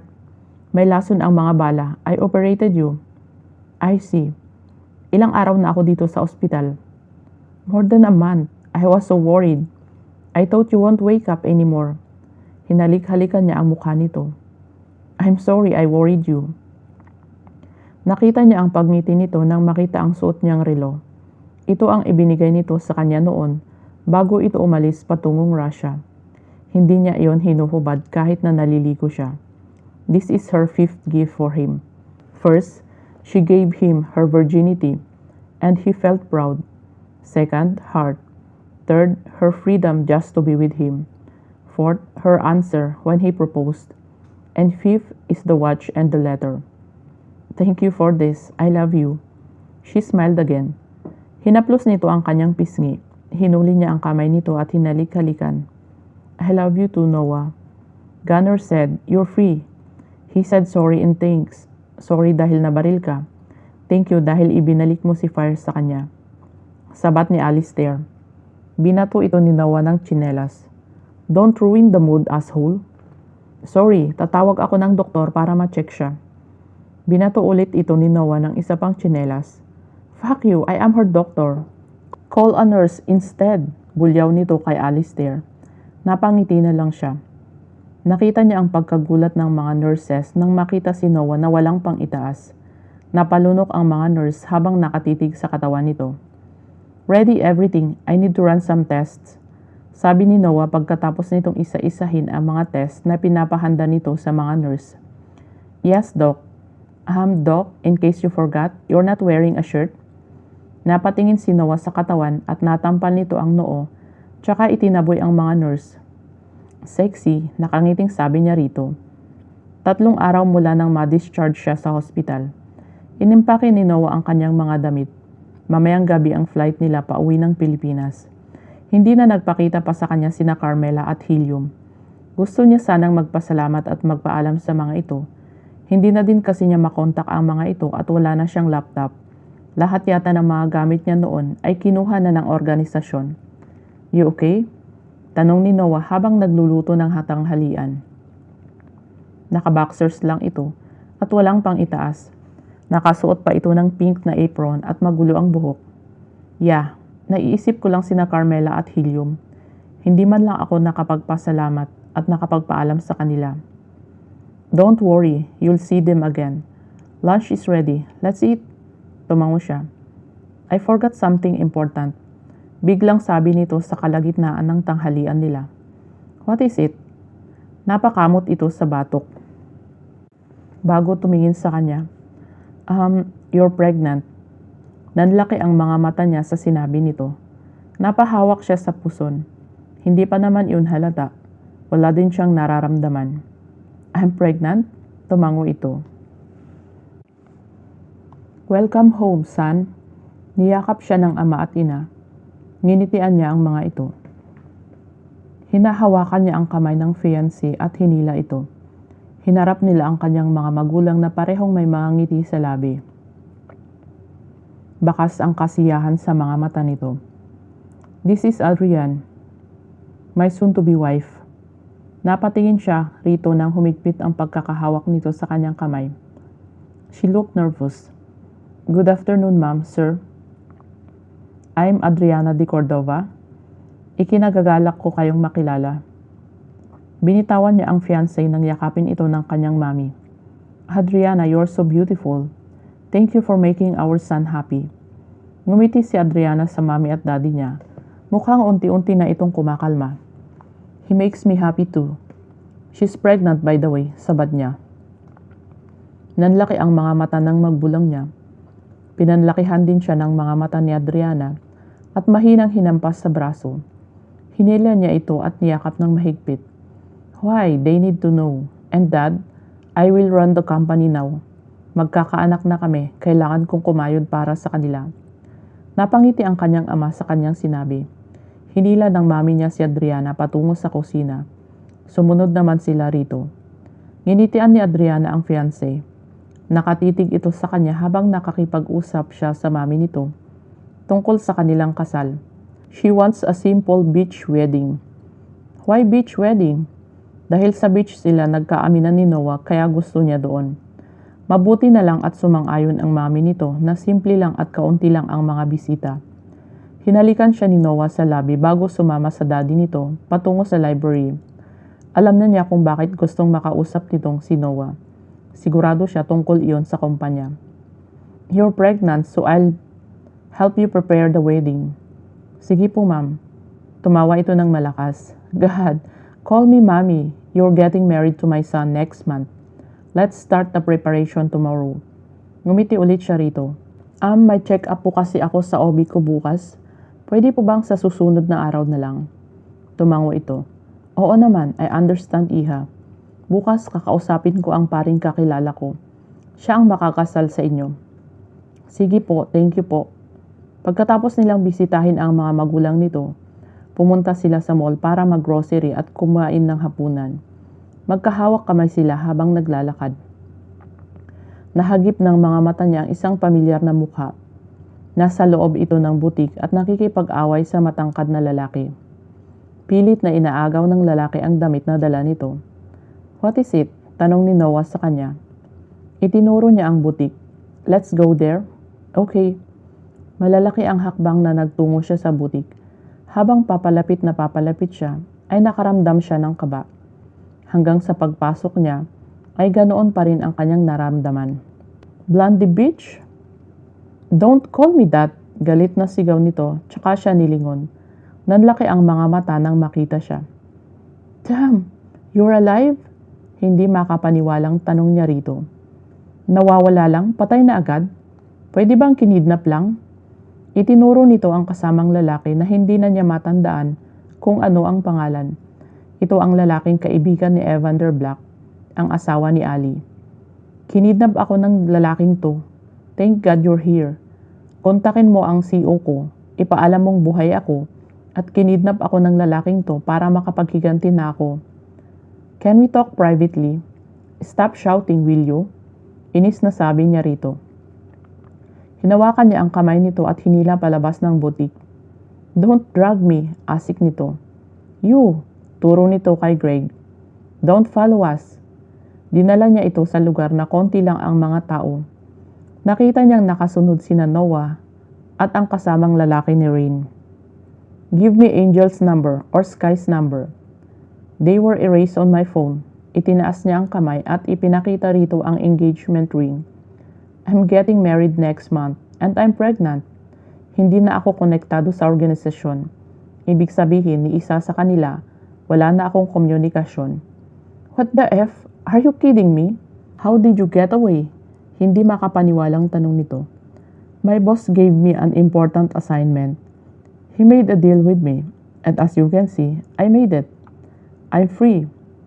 How about you? What happened to you? Why are you with that man? Evander's friend? Tinulungan niya ako, sumabog ang plane ko sa Russia, at hindi ko alam kung paano niya ako nakita. Pinagamot niya ako at dinala niya ako rito. Mahigpit ang security, hindi ako makatakas. Gusto ko sanang puntahan si Ali. Hindi ko na kasi maalala ang email at cellphone numbers nila. Ali is missing, sabi ni Carmela nung mawala ka. Bumalik si Ali sa organisasyon. Her mission was to continue your mission. Her plane was hit, sumabog iyon. She didn't make it. She's dead, Rain. Malungkot niyang sabi rito. Umiling ito. No, that's not true. Kaya ba ayaw niyang pumunta ako sa bahay ni Evander? Dahil wala na si Ali? Nag-uunahan ang mga luha nito kaya naman hinila niya ito payakap sa kanya. Rain cried hard. I'm sorry. Ali? Hinayaan niya itong umiyak ng umiyak hanggang sa kumalma ito. Ito na mismo ang bumitaw sa kanya. Sky, I'm sure she's blaming herself for what happened to Ali. And Ali. Baka mabaliw yun, Ali. She's tough. I know she's alive. We need to find her. Natagpuan na ang kanyang bangkay, Rain. She's dead. Malakas na sinampal siya nito. Shut up, bulyaw nito sa kanya. Naramdaman niya ang pagyakap ni Noah sa kanya. Inilayo siya nito kay Rain. Niyakap naman ng lalaki si Rain. She's pregnant. Stop it, saway nito kay Rain.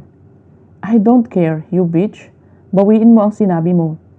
Hindi pa patay ang best friend ko, sigaw nito sa kanya habang umiiyak.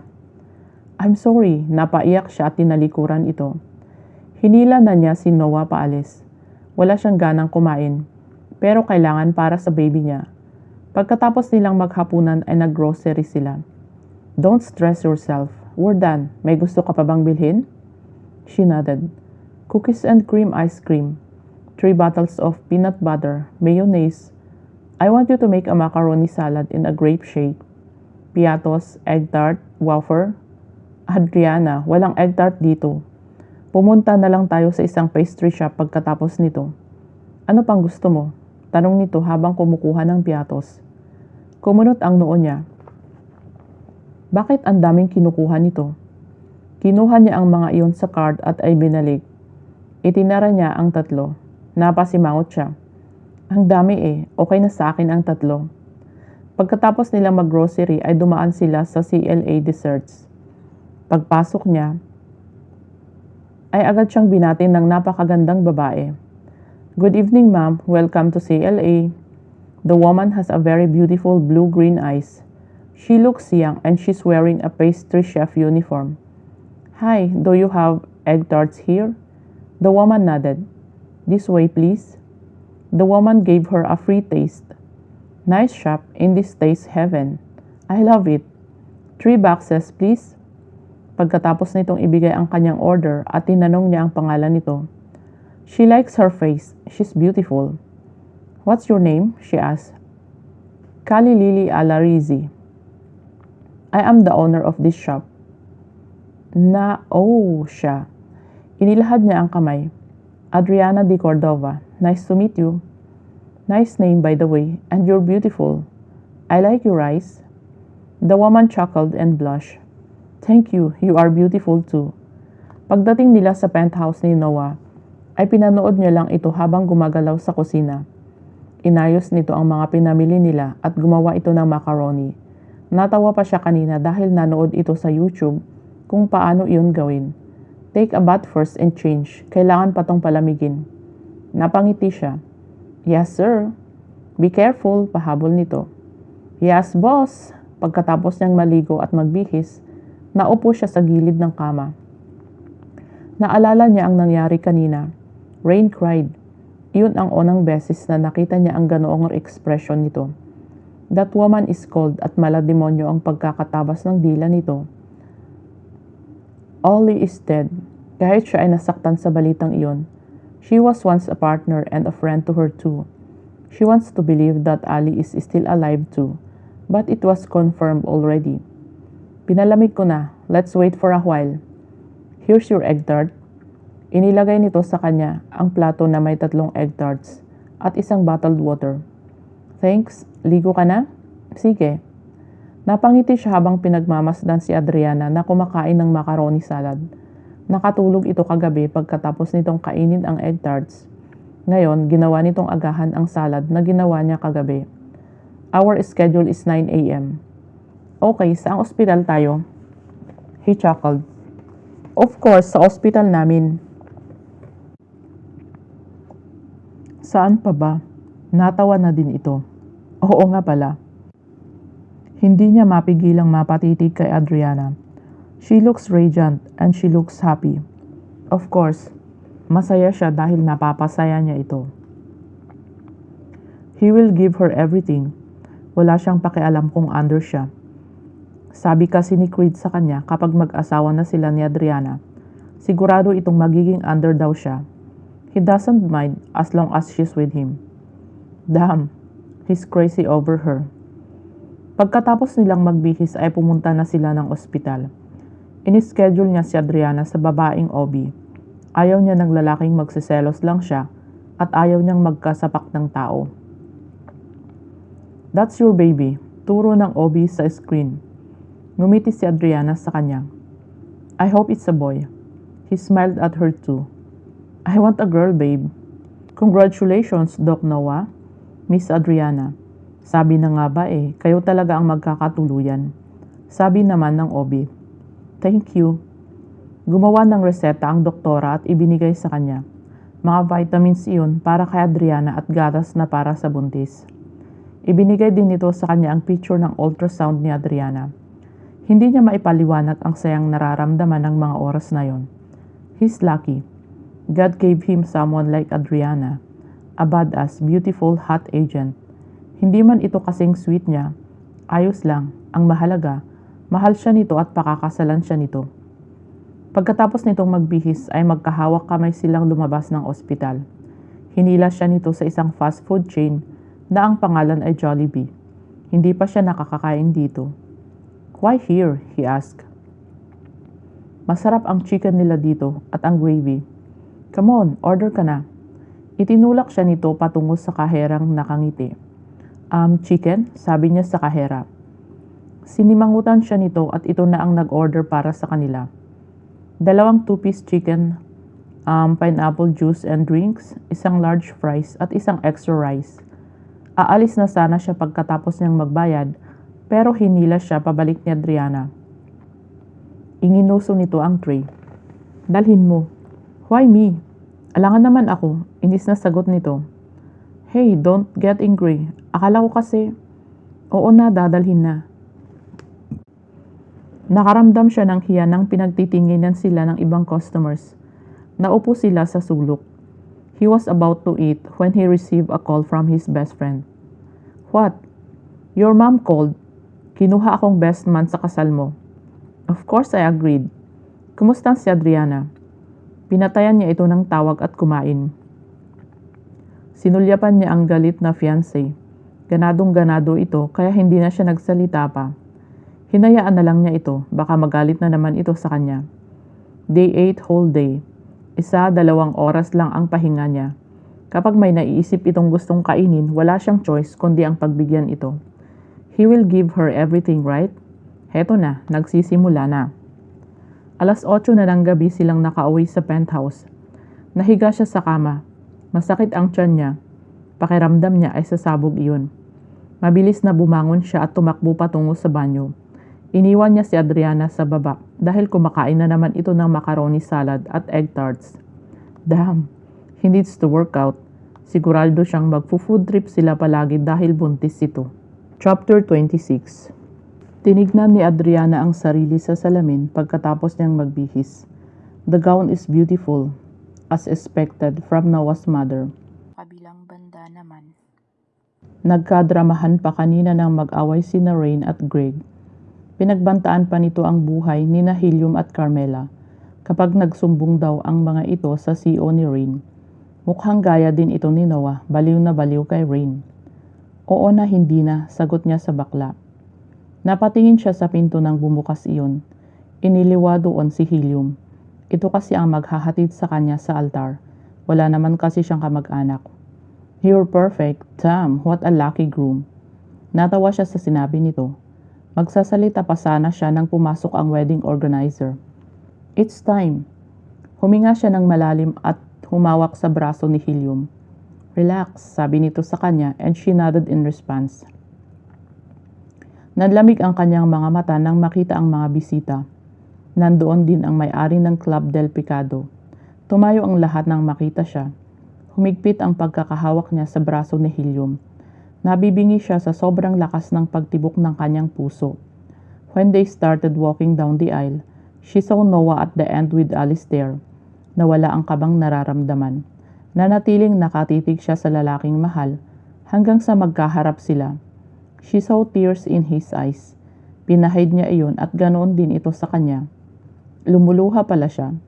You're beautiful, mahinang sabi nito sa kanya. She smiled. You're handsome too. Adriana and Noah, have you come here to enter into marriage without coercion? Freely and wholeheartedly.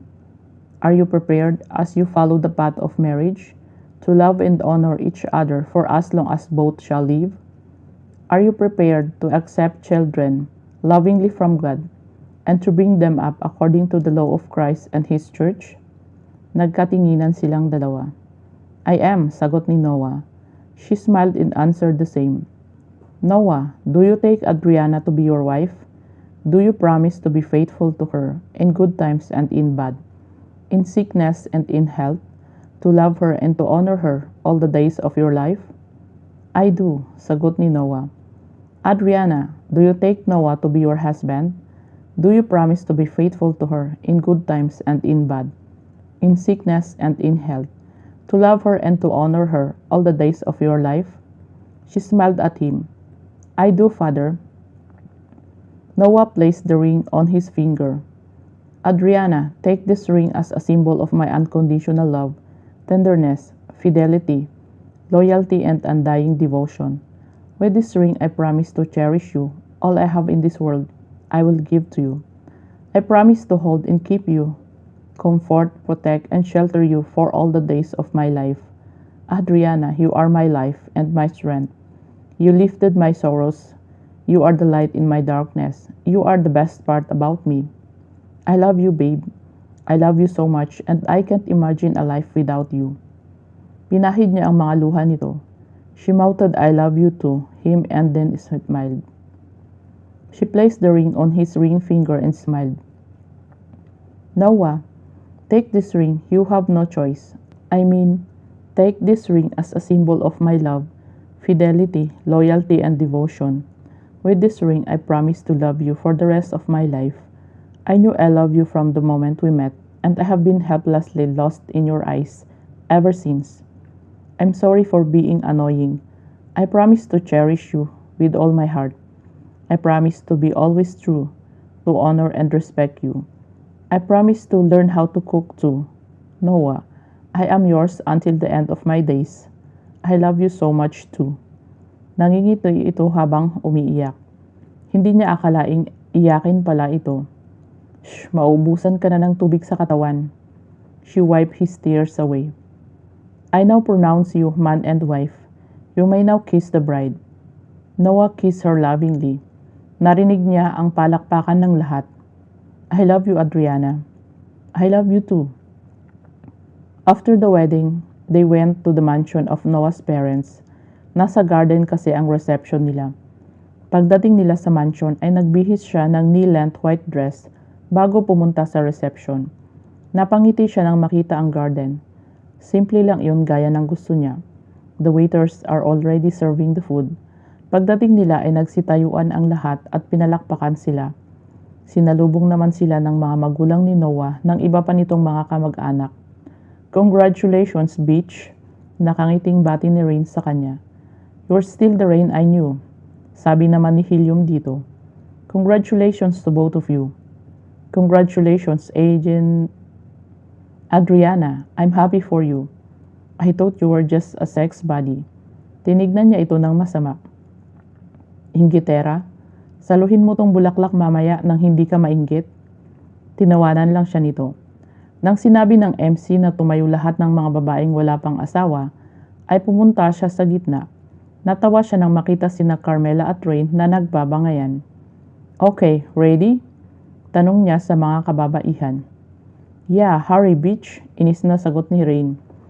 When she threw the bouquet, nagtilian na ang hat. Lumapit naman si Noah sa kanya at niyapos siya. Nakita niyang nakasimangot si Rain at hawak-hawak ang bouquet ng bulaklak. Nagulat pa siya nang biglang sumulpot si Greg sa harapan nila at hiningi ang garter niya. Give it to me. Give me the fucking garter to me. Seryosong sabi nito sa kanya. All right, Mr. Groom. Please remove the garter from your bride. Eligible bachelors, come on, dito na kayo sa gitna. Sabi naman ng MC.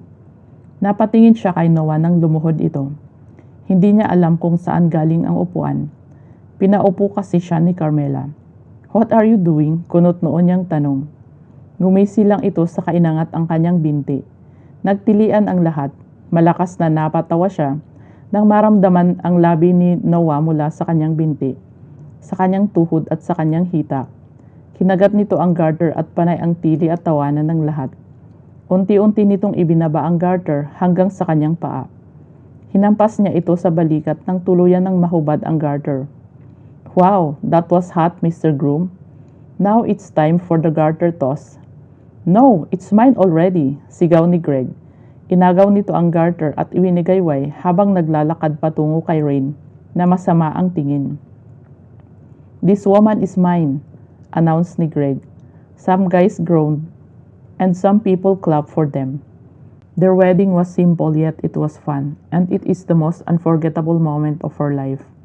She never imagined herself getting married before. Her life was complicated, and she was lost until she found him. Just like Ali, she risked her heart and her privacy for the man she loves. She hoped that someday he will love her too because his heart is where her home is. And God granted her wish. Noah loved her more than she could ever imagine.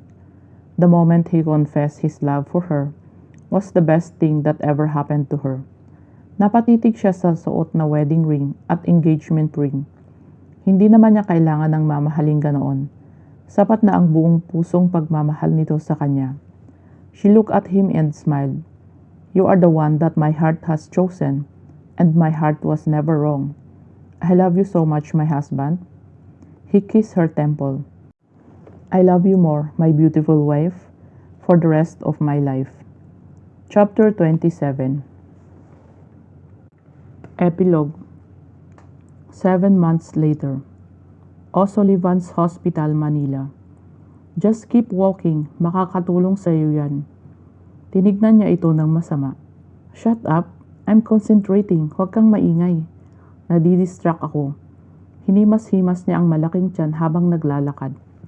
Kasalukuyang nasa pribadong silid siya ng ospital na pag-aari ng kanyang asawa. 24 oras na siyang nagle-labor. Gusto niya ng mga anak dahil sobrang sakit na ng kanyang tiyan. Nang maramdamang mas sumakit pa iyon, napatigil siya sa paglalakad at nag-squat sa sahig habang nakahawak sa gilid ng kama. Baby, masakit yan ha?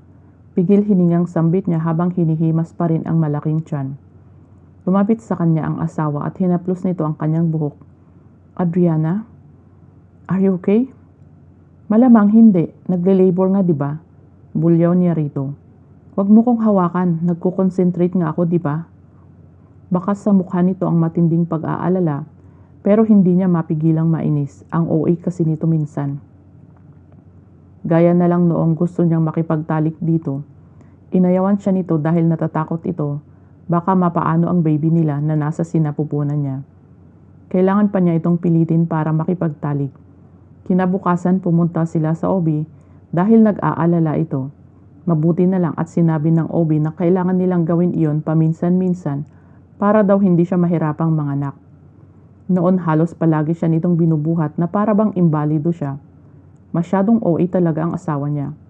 Bumili pa ito ng wheelchair dahil natatakot itong makunan siya. Diyos mio, hindi na niya alam kung ano ang gagawin dito. Muli siyang tumayo at naglakad-lakad. Mabuti na lang at natahimik na ang kanyang asawa. Napatingin siya sa pinto nang bumukas iyon. Pumasok doon ang mga magulang ni Noah. Keep on walking, sweetheart. It will help you ease the pain. Sabad ng kanyang manugang. Sasagot pa sana siya nang maramdamang sumabog ang kanyang panubigan. Manganganak na ako. Binuhat siya nito at itinakbo patungo sa delivery room. Manganganak na asawa ko, sigaw niya. Tumalima naman ang mga nurses at pinatawag nito ang OB na magpapaanak sa kanya. Hinihiga siya nito malapit at mahigpit na hinawakan ang mga kamay. Masakit na, bulyaw niya rito. Nang dumating ang mga nurses at ang OB, ay nanatiling nasa tabi niya ang asawa. Push, Adriana, sabi ng doktora. Huminga siya ng malalim at umiri. Habol ang hiningang napatingin siya kay Noah. Get out, you're distracting me. Bakit umiirik ka din? Umiling ito. No, I'll stay. Ere, Mrs., nakikita ko na ang ulo ng bata. Huminga ulit siya ng malalim bago umiri. Hinayaan na lang niya si Noah na umiri din kasabay niya dahil alam niyang hindi talaga ito lalabas ng delivery room. Push pa more, Mrs. Good.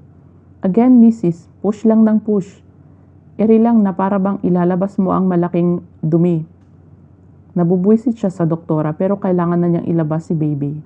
Umiri siya ng matagal. Halos mahimatay siya sa sobrang sakit at pagod. Sa wakas na ilabas na niya si baby. Namimingi siya at nanlalabo ang kanyang mga mata pero narinig pa rin niya ang iyak ng kanyang anak. Sa di malamang kadahilanan, pinaire ulit siya ng doktor at naramdaman niyang may lumabas mula sa loob niya. She's dead beat and she can't keep her eyes open more. She needs to rest and then she felt her consciousness fading away. Nagising si Noah sa iyak ng kanilang baby. Sinulyapan niya ang asawa. Mahimbing itong natutulog kaya naman tumayo siya at tinungo ang crib ng kanilang baby. 5 buwan na ang kanilang baby girl and his wife named her Erin Noah O'Sullivan. Binuhat niya ito at pinatahan. Daddy's here, don't cry my baby Noah. Ilang sandali lang ay tumahan ito at nakatulog ulit. Napangiti siya at inihiga ulit ito sa crib. Bumalik siya sa kama at niyakap ang asawa. Wala na siyang mahihiling pa sa kanyang buhay. His life is already perfect with Adriana and Noah. Kahit na minsan inaaway siya nito at hindi kinakausap. Sa huli, bumibigay din ito.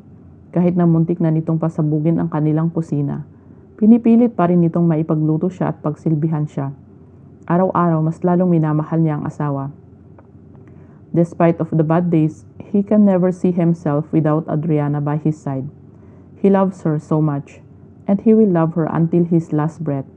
If there is life after that, he'll find her and love her again. Kinabukasan, maaga siyang pumasok sa kumpanya. He called his mother to ask a favor. Mabuti na lang at pumayag ito. Pagkatapos niya itong kausapin, sinimulan niyang basahin ang mga reports na nasa ibabaw ng mesa. Bumuntong hininga siya. Ang dami niyang trabaho. Gusto niya tuloy magsisi kung bakit pumayag siyang i-take over ang company nila. Sinulyapan niya ang may kalakihang picture frame na nakapatong sa kanyang bookshelf. It was their wedding picture. Wala sa loob na napangiti siya. Damn, he needs to work hard for her and their baby girl. 6:00 na ng gabi nang matapos ang kanyang meeting. Dumiretso siya sa beach resort nila. It was a 2-hour drive. Mabuti na lang at hindi masyadong traffic. Pagdating niya sa beach house, ay sinalubong siya ng kanyang mag-ina. Hello daddy, welcome home. Nakangiting sabi ni Adriana habang kinakaway ang kamay ni Noah. Hello little angel, I miss you, sagot niya. Mommy is in the kitchen, may sasabahin ka raw sa akin? Ano yun? Tanong nito. Oh Noah, nandito ka na pala anak. Adriana, ako na muna ang magbantay kay Noah. Tumango ang kanyang asawa at ibinigay nito sa kanyang mami si Noah. Hinawakan niya ang kamay nito at nginitian. Come with me. Hinila niya ito patungo sa roof deck. Eksaktong nasa tapat na sila ng pinto. Kinuha niya ang panyo sa bulsa. He covered her eyes and opened the door. Ano na naman to ha? Nakangiting tanong nito sa kanya. Hindi siya sumagot. Iginiya niya ito papasok hanggang sa tapat ng mesa. Tinanggal niya ang piring nito at niyakap ito ng mahigpit mula sa likod. Happy anniversary, my wife. Humarap ito sa kanya at hinalikan siya sa labi. Thank you, husband. I love you. Happy anniversary. Nakita niyang pumasok ang dalawang waiter at isang violins. Hindi niya mapigilang mapaiyak sa saya. Damn. No one ever ceased to surprise her. He is the sweetest. Ikaw talaga. Pinaiyak mo tuloy ako. I love you so much, Adriana. Thank you for marrying me. Thank you for making me happy. Thank you for giving me our angel. Thank you for everything. Same here, Noah. Same here. Mahigpit niya itong niyakap. Wakas.